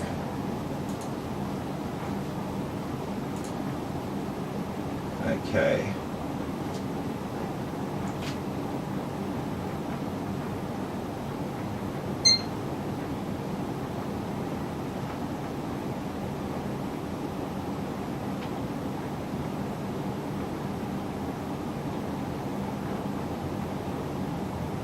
It's doing this weird BIOS error screen.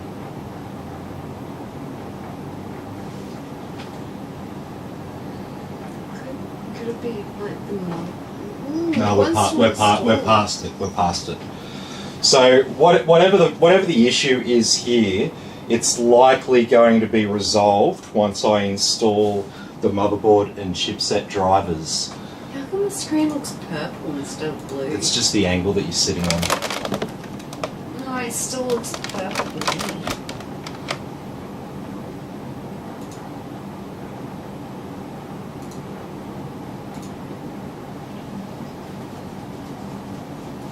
It's just the light settings, because I've got the monitor adjusted so it's easy to see the screen with like on a camera. Mm-hmm.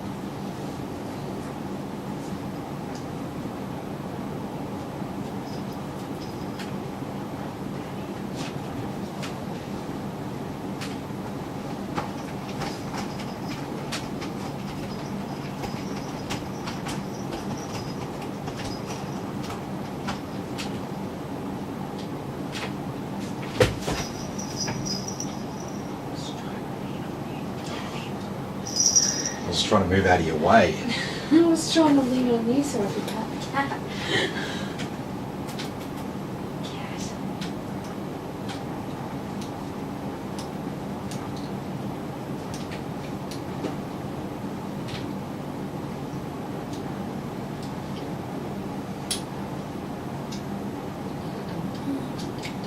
Yep. This is always fun doing this. I mean, some people like, clone hard drives and do all that sort of stuff, but the problem is if you don't do a proper fresh install, then it won't get all of the right drivers and stuff, and it will install a heap of stuff that you don't need and it's not for your system, and then it will be all there in the background, and even when you install the right drivers, there'll still be that problem there with it. So in this case, did BIP help you? The BIP did help me. So the BIP didn't tell me anything about really what was going wrong. No. But what it told me is that there's no fundamental problem with it posting, and that it was posting and something was happening. Why is it still showing up as like all that stuff blurred? Now it's showing up nice because there's obviously something wrong with the BIOS, the UEFI file. So What's that? it's the BIOS interface screen that comes up. Remember how BIOS used to be that blue screen? Yeah. Yeah. And now it's got like this. Yeah, it's like all fancy. Yeah, it's all fancy and shit now. Yeah, that's called UEFI. It's not actually called BIOS. We still just call it BIOS, but it's not. That's not BIOS. That's a UEFI. But And it's wild. yeah, it's still even in technical circles, it's still referred to as BIOS. Good. Okay. Yes, it is. And what does BIOS stand for? BIOS stands for Basic Input and Output System. Ah.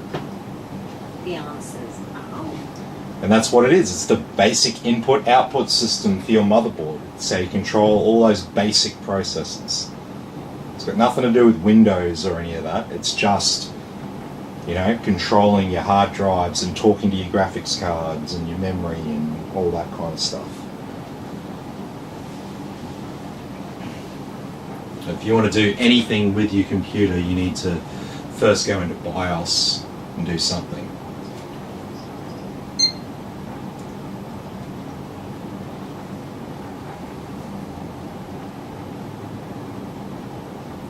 Yeah, so that weird distortion that we're seeing there, that should be repaired once we do a BIOS update on it.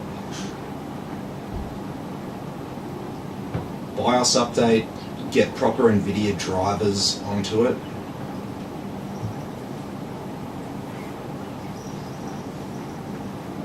I mean, you'd think with an Asus graphics card and an Asus motherboard, it'd be no problems, but see, it's because that graphics card's an older model, and this is a new motherboard. This is B550 chipset, so it only came out in 2020. So when they made the compatibility for it, they would have made it so that, yeah, you've got all the modern graphics cards that are currently for sale, but then they don't really bother with old ones.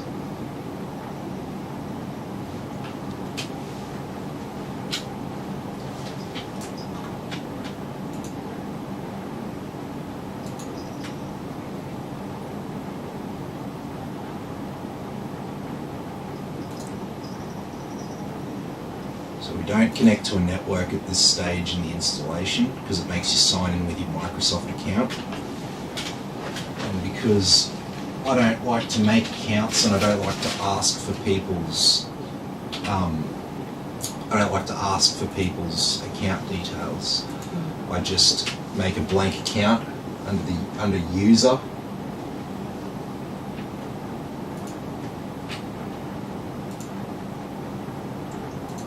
And so you're probably noticing that this display output looks a little bit weird here. My mouse is going really slow.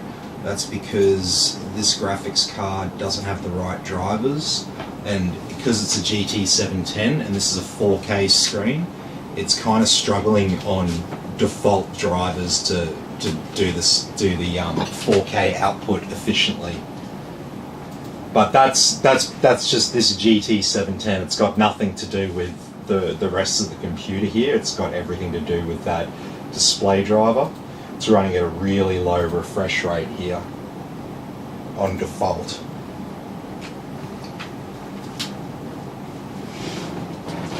But that's the sort of thing that this card's for. It's not for doing anything crazy. It's just for putting a picture up on a screen, basically. It's not for gaming. It's not for any of that. It's for someone who's like, you know, for someone's home office where they want 4 screens for productivity.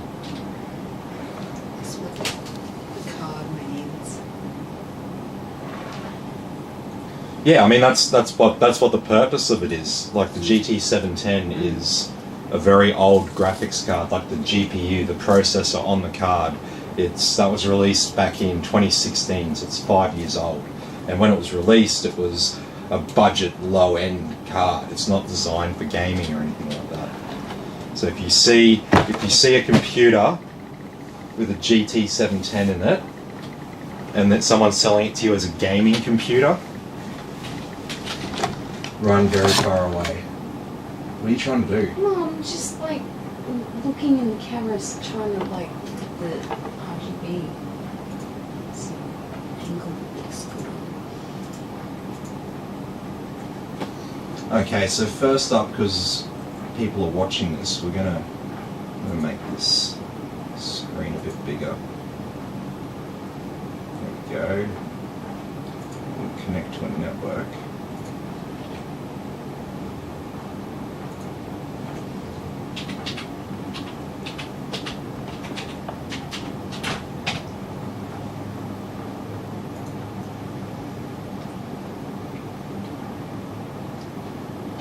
The camera doesn't pick up the RGB in the power supply properly. It's actually brighter than what you see in the camera. Yeah. It really is. Yep. So this here that's popped up says download Armory Crate. You're going to see this on your new Asus motherboard, and what this app will do is it'll find all your motherboard and chipset drivers and any other software that came with your motherboard, and it's going to download it automatically for you. So if you just go yep and get that started, that's good. So first we always make sure that we turn off these sleep settings.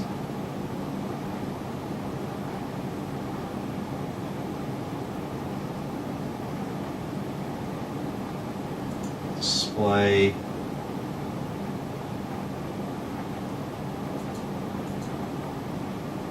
It's not letting me change the resolution at the moment, it just runs at native. What are you talking about? Armory crate failed. Really? Let's get Windows drivers. Let's get all these, let's get those graphics card drivers in.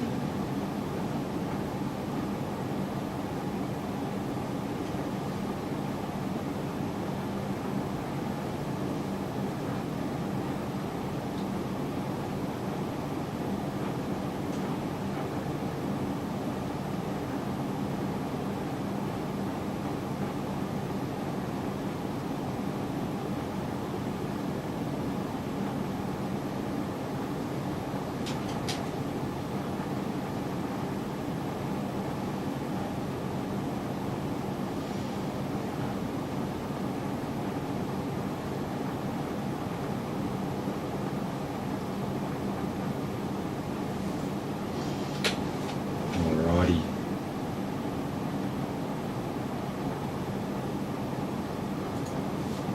So while these all download, start getting the other software installed. I'll leave the glass panel off for now because we're going to swap that graphics card back.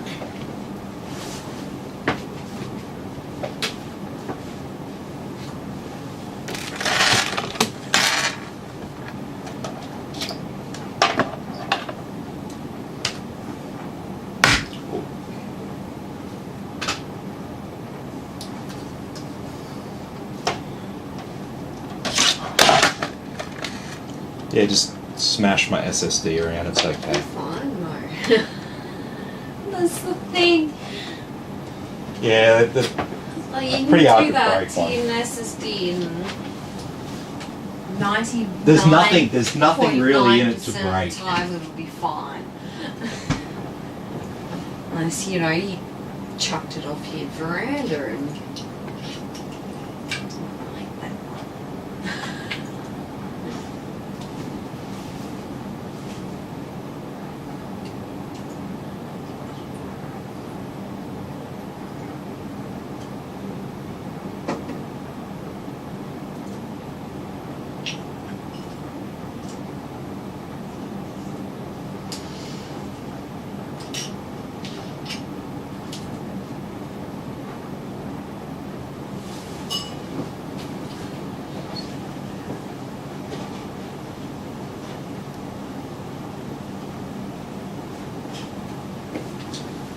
There we What go. happened? Sweet.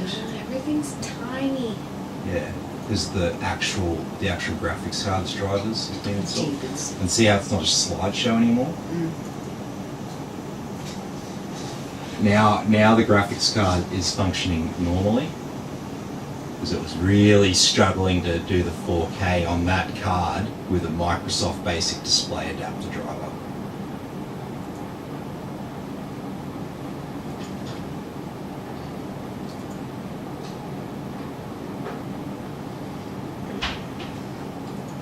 I really like the night light setting. Blue light hurts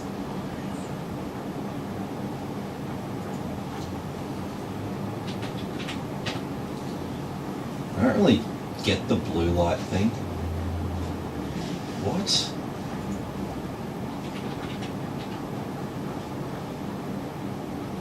Thank you.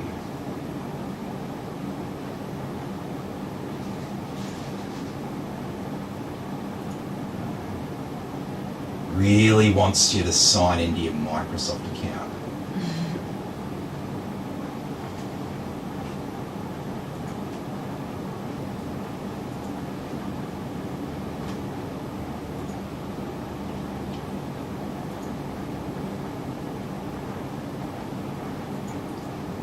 Okay.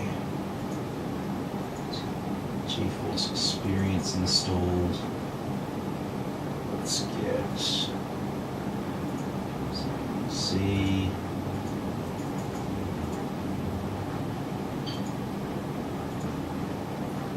So this app here called Crystal Disk Info, this will tell you the status of your hard drives and SSDs and how much life they have left in them.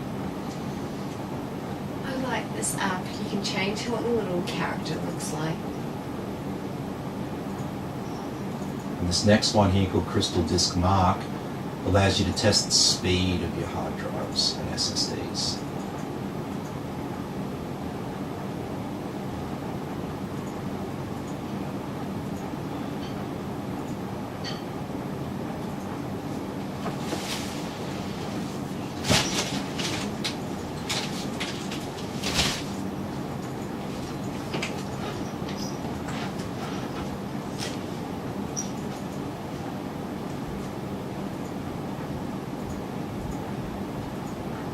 Firmark is for stress testing our computer. Only I probably won't run Firmark on this just because the graphics card's a bit older and Firmark is really intensive. So instead, what we'll do is we'll use like Heaven Benchmark probably. It'll still utilize all of the graphics card, but not as intensively as Firmark.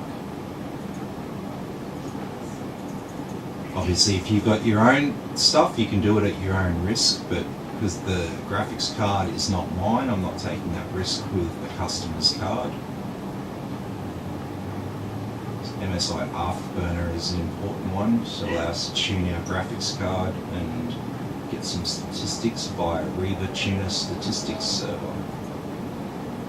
So we want both of these apps. They're really handy to have. Should be on any gaming PC. Don't need that.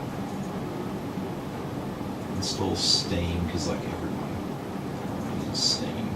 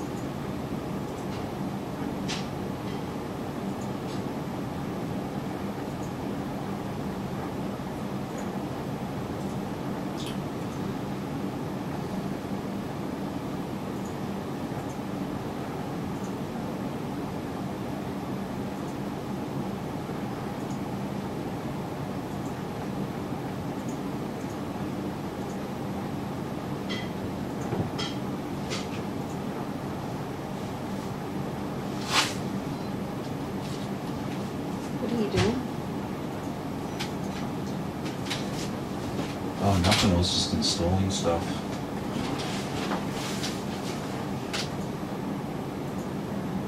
Cinebench working, Reva Tuner, MSI Afterburner. I don't know where the remote is.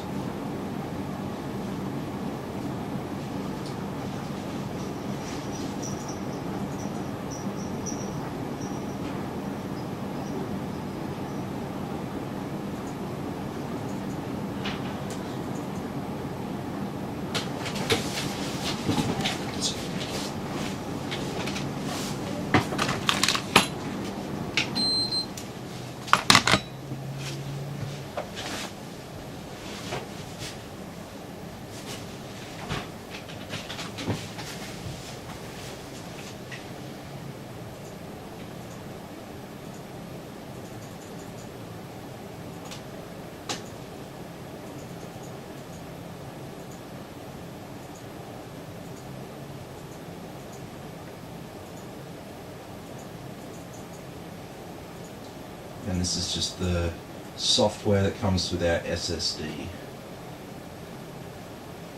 So you can speed it up using our RAM with this software.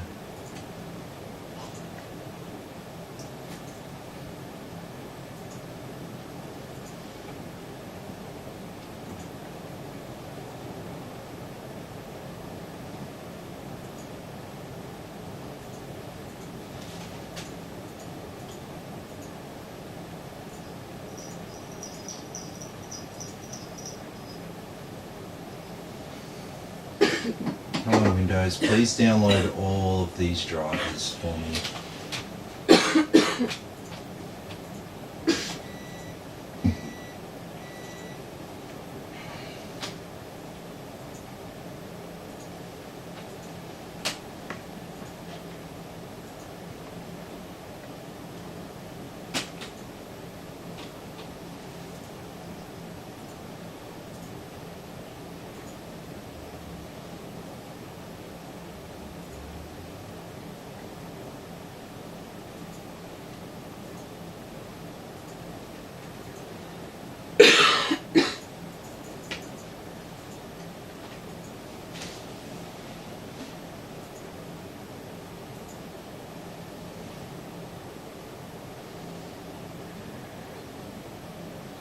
We're nearly done.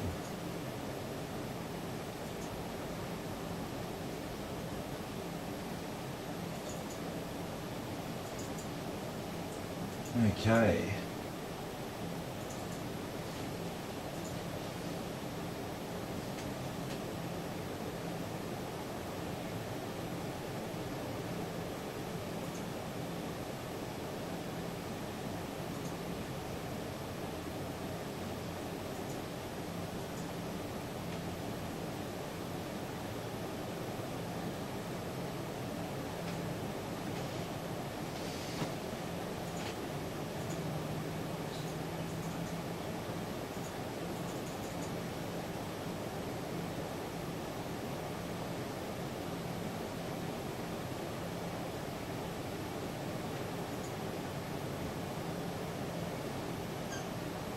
That's good, not seeing any overheating issues on our CPU there. It's staying quite cool under load.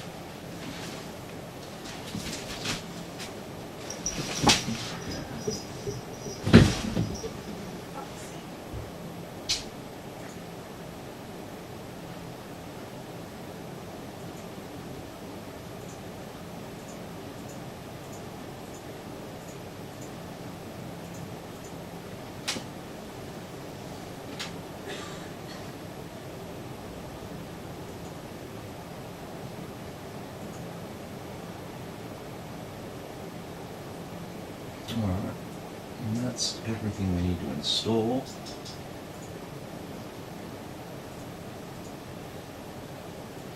Some custom icons on the desktop.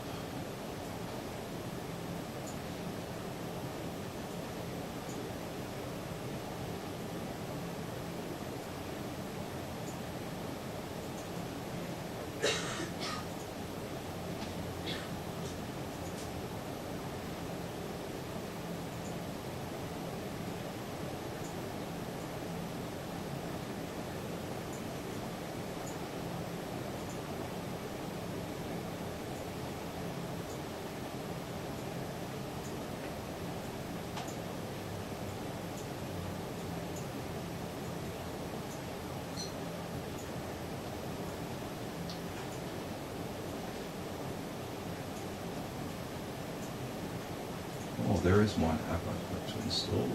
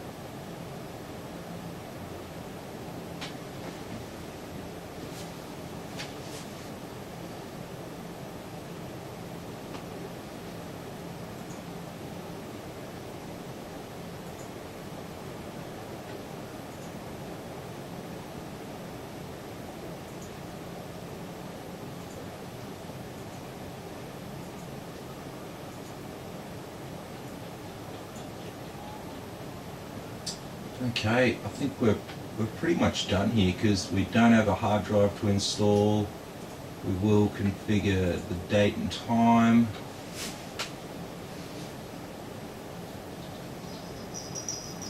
Just finishing up those chipset drivers there. Just the date and time.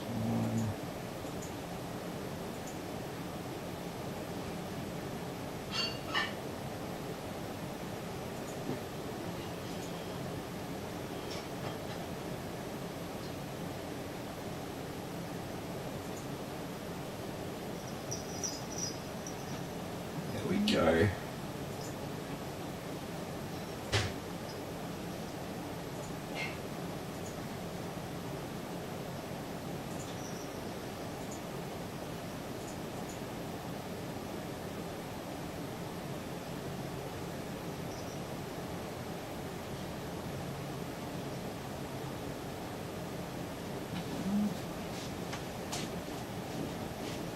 Alright, I'm going to go to the toilet and I'll be back, but these don't have long to download.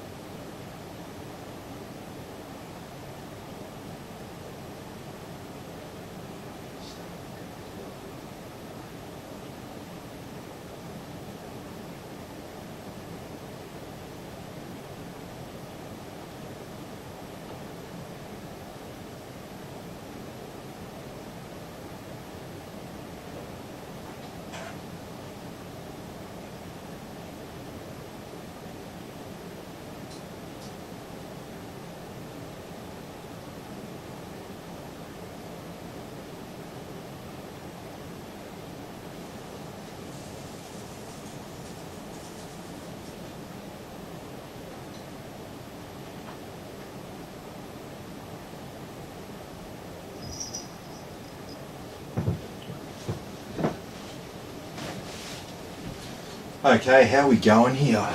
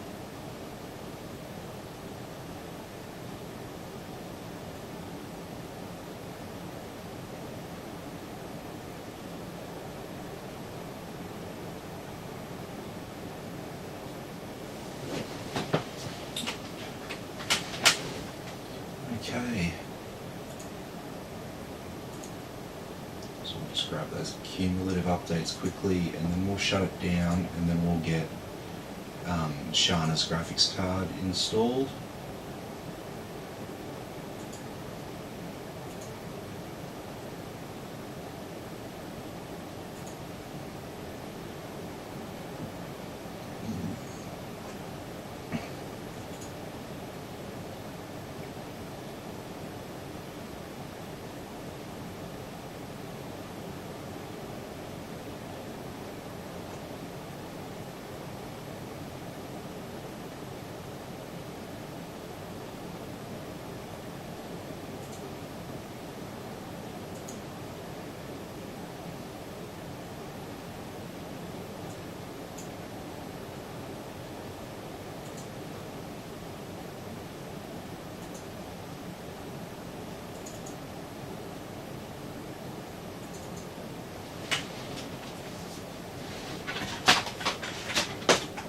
Since Armory Crate failed, I'll just download it.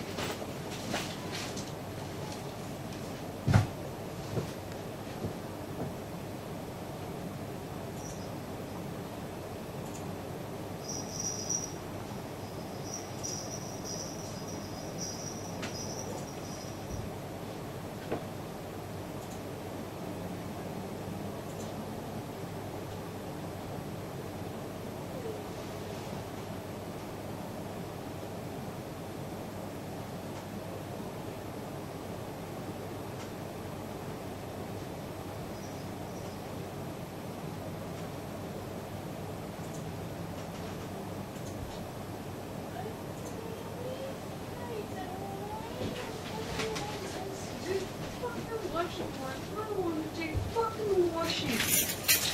And then buying anything I want. Because Here.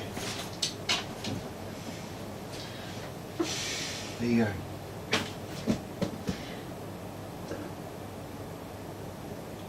I'm having a meltdown on this fucking stream. It's alright. Oh, really?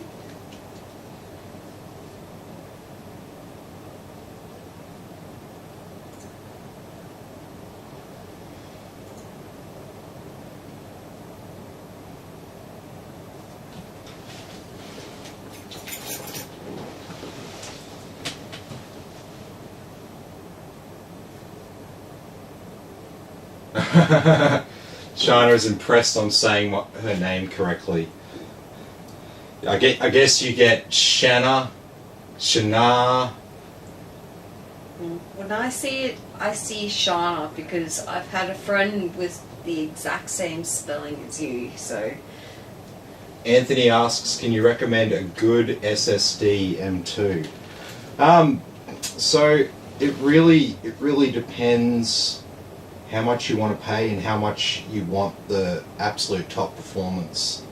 Because my opinion generally with M.2 SSDs, with NVMe ones, is that you pretty much all of them, you're going to have a good time with them. It's not like there's a big difference between the crappiest one and the best one. They're all going to give you a really snappy experience using your computer and stuff.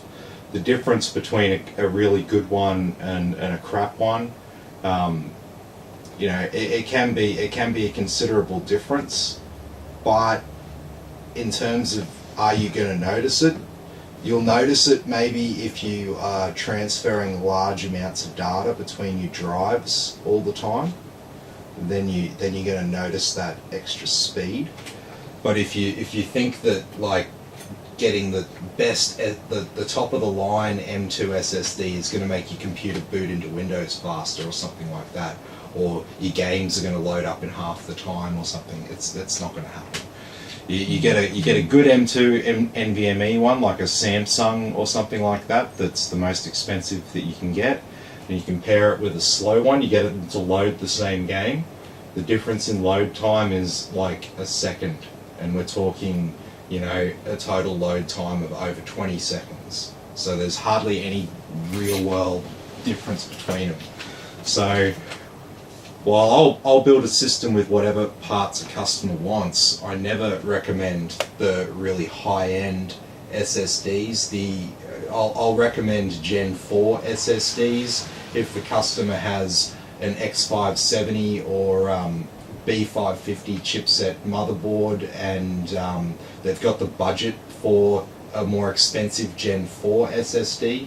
But as for different Gen 3 SSDs, I don't think you can really miss with a lot of them. Obviously, like I said, some are better than others. You can spend a bit more money and get a WD Black or a Samsung 970 Evo, but they'll cost twice the price, but it's not like it's going to be twice as fast using your computer. That's what you got to remember. But if you are transferring large amounts of data in between your drives all the time, then yeah, definitely get the faster one. It's gonna make a big difference with that.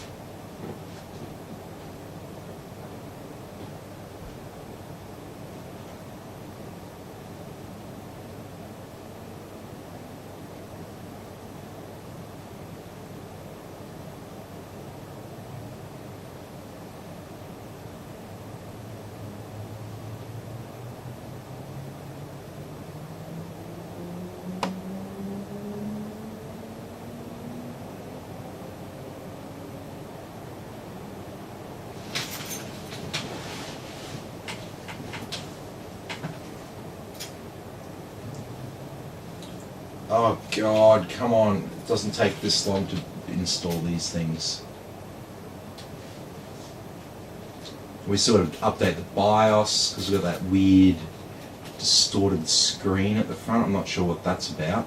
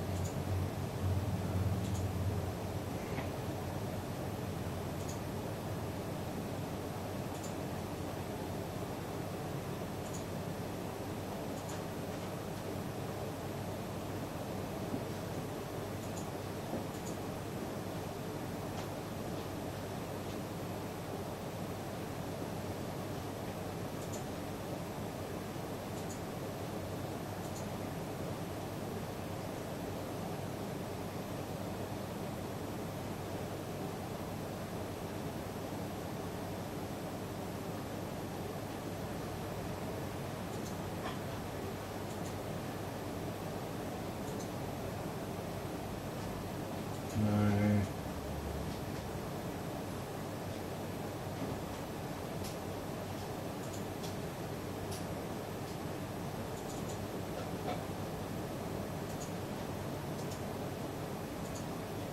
So if I got to manually flash this.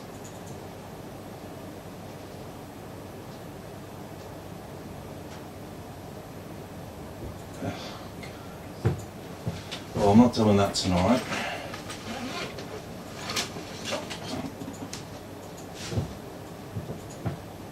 That's a tomorrow job.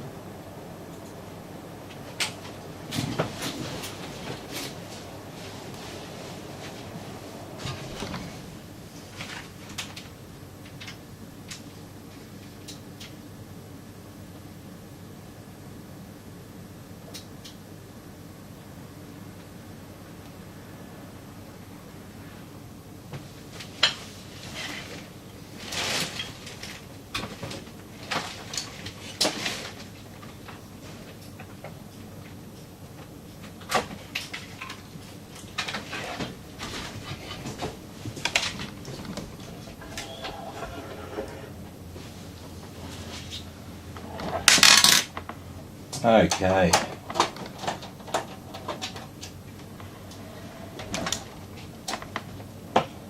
Get rid of our trusty GT710.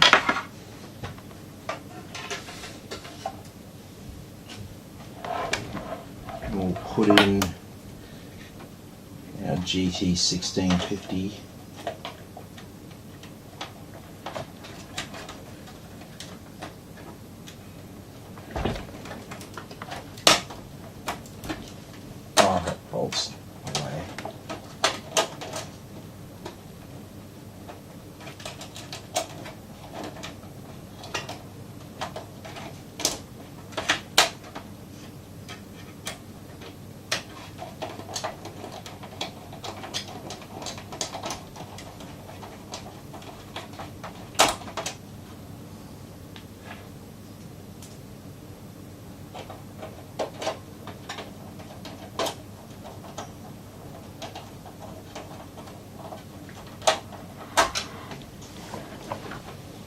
Okay.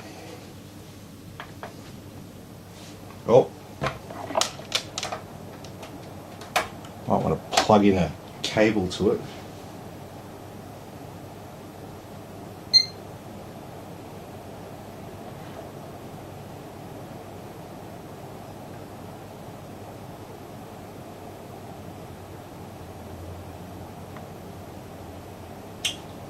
Okay.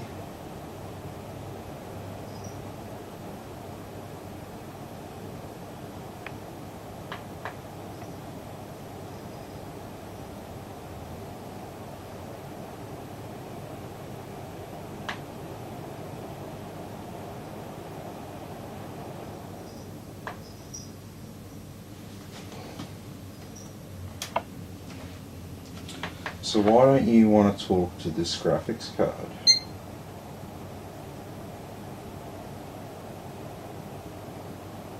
Are you going to play nice now?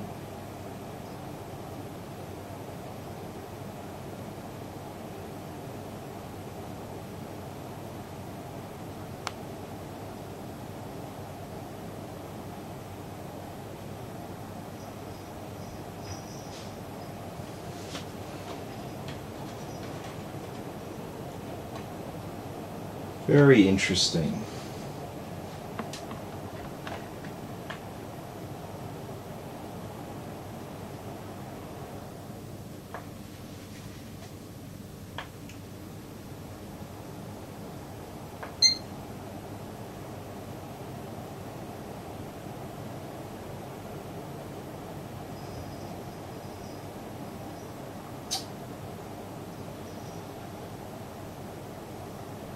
It just doesn't like to communicate with this card, does it?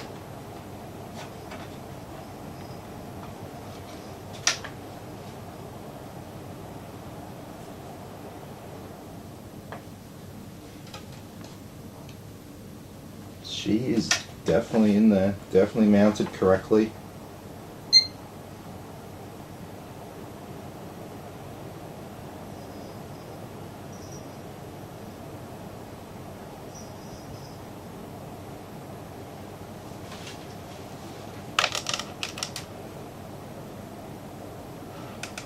So odd though.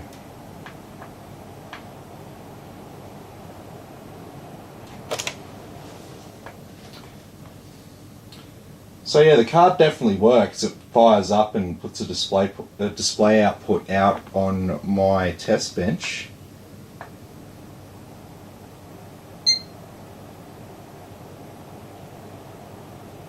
But it just doesn't want to. Fans are operating on the card. Everything's sweet. It just does not like putting out that signal. So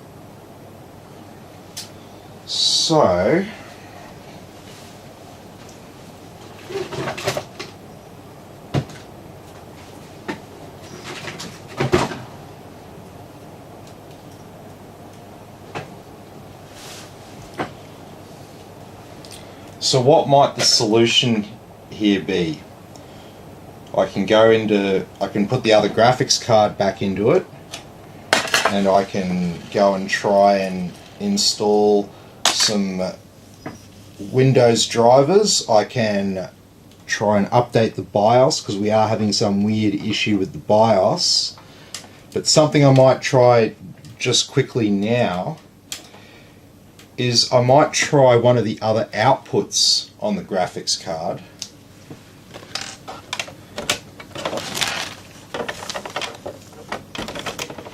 So I'm going to plug in a DVI to HDMI cable here.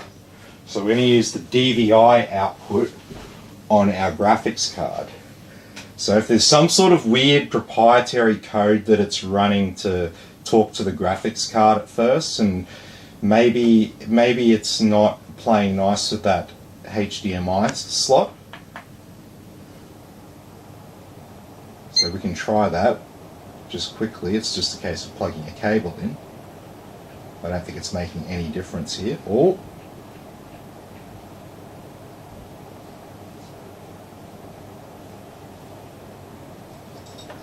Now we're getting something very interesting.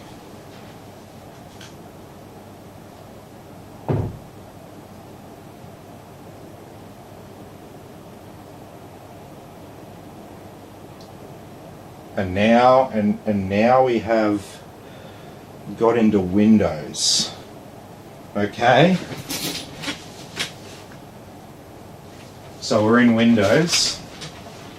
So the problem's not over yet, because we haven't identified what's exactly going wrong. So for starters, so it is detecting our graphics card as intended.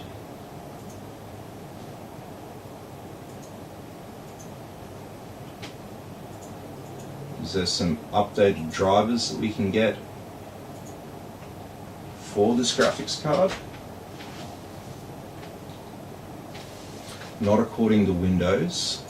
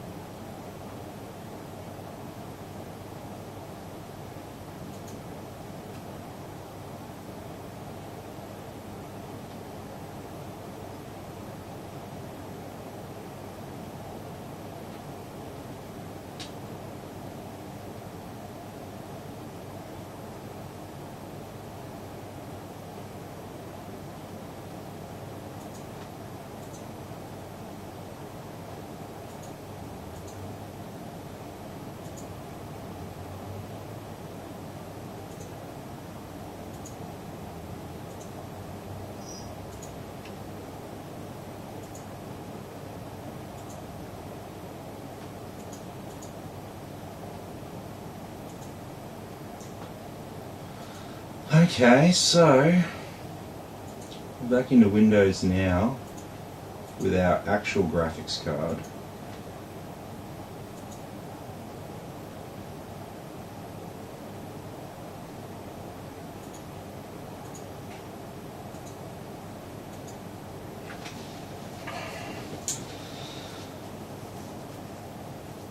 So I'm still slightly troubled by what's going on here.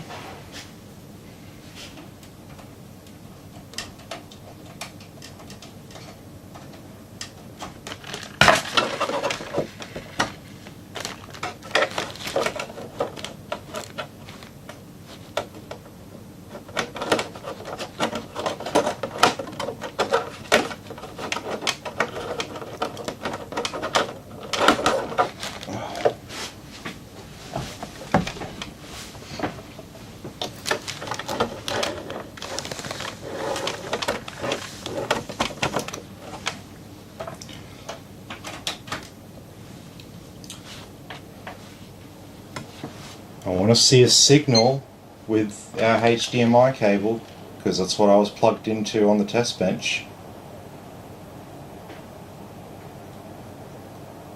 And the same fucking symptom.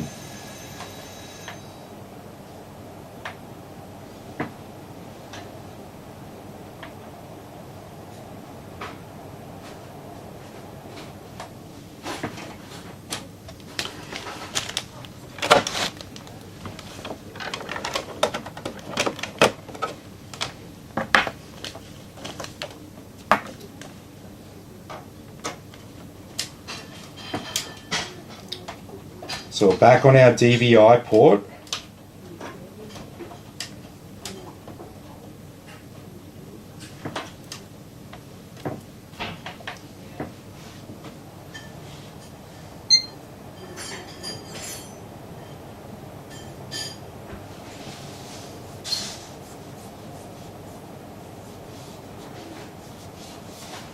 Now we're getting the same symptom.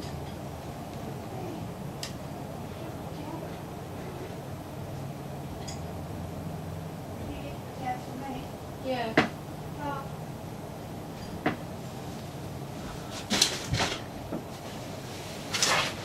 And there we go.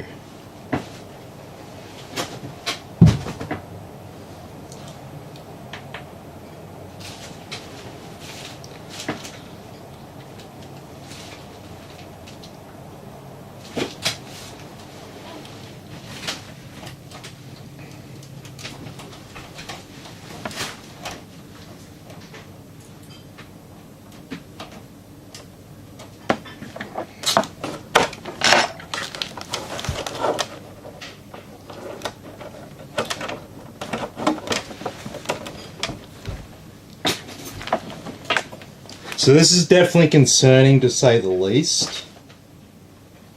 But we do have a very old graphics card here.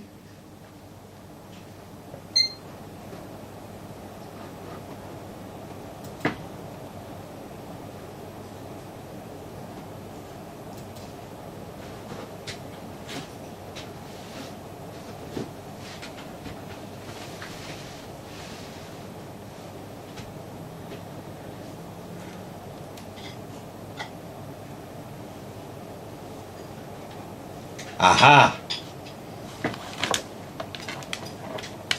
There we go.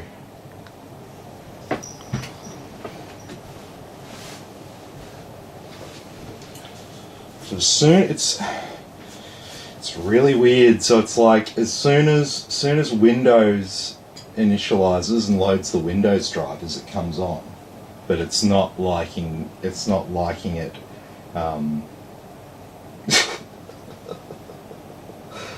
Oh God. So I'd say the solution to this strange problem that we're having is most likely going to fall in the within the BIOS update. So once I flash a new BIOS onto this motherboard, I would guess that this problem will go away. So from what I can tell, this graphics card's having issues talking with the BIOS on this board. I'm not sure whether that's got something to do with the weird corrupted screen that we're getting at first. But either way, the fact that I'm seeing it show that weird distorted screen at first is kind of telling me that yeah, that's where our problem is. So I'm gonna leave it here tonight because I'm gonna have to go have some dinner and get to bed. But basically that's where we're at with this build. So everything's all sweet, everything's installed, and we've just got to figure out what is going wrong with the BIOS and why we're not seeing the post screen show up on this graphics card. But then if we just wait a little bit for Windows to initialize now, it will work just fine, as we've seen. So anyway, watch this space, and I'll see you tomorrow, and we'll complete this job, and we'll get it all fixed up, and we'll make sure that she's pairing before we give it back to Shana.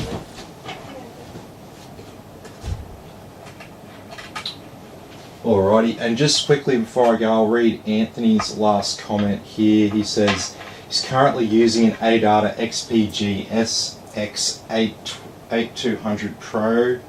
It's a pretty good NVMe. At the time, it's what I can afford. Its read speeds 3.5, its write speeds 3. And it supports NVMe 1.3. Anything I could do better than that? I have a budget of $300. Well, see, it sort of depends. I mean, you're not going to get much faster than that ADATA XPG drive that you've got there. So if you went WD or Samsung, which are the more expensive brands there, you're going to get roughly the same performance on the drive. If you're running an AMD platform with an X570 or B550 board, you could look at some Gen 4 SSDs. So Samsung make them. You can get Gigabyte ones. You can get Corsair ones. You can get, what other brands are there? Silicon Power, Samsung, obviously.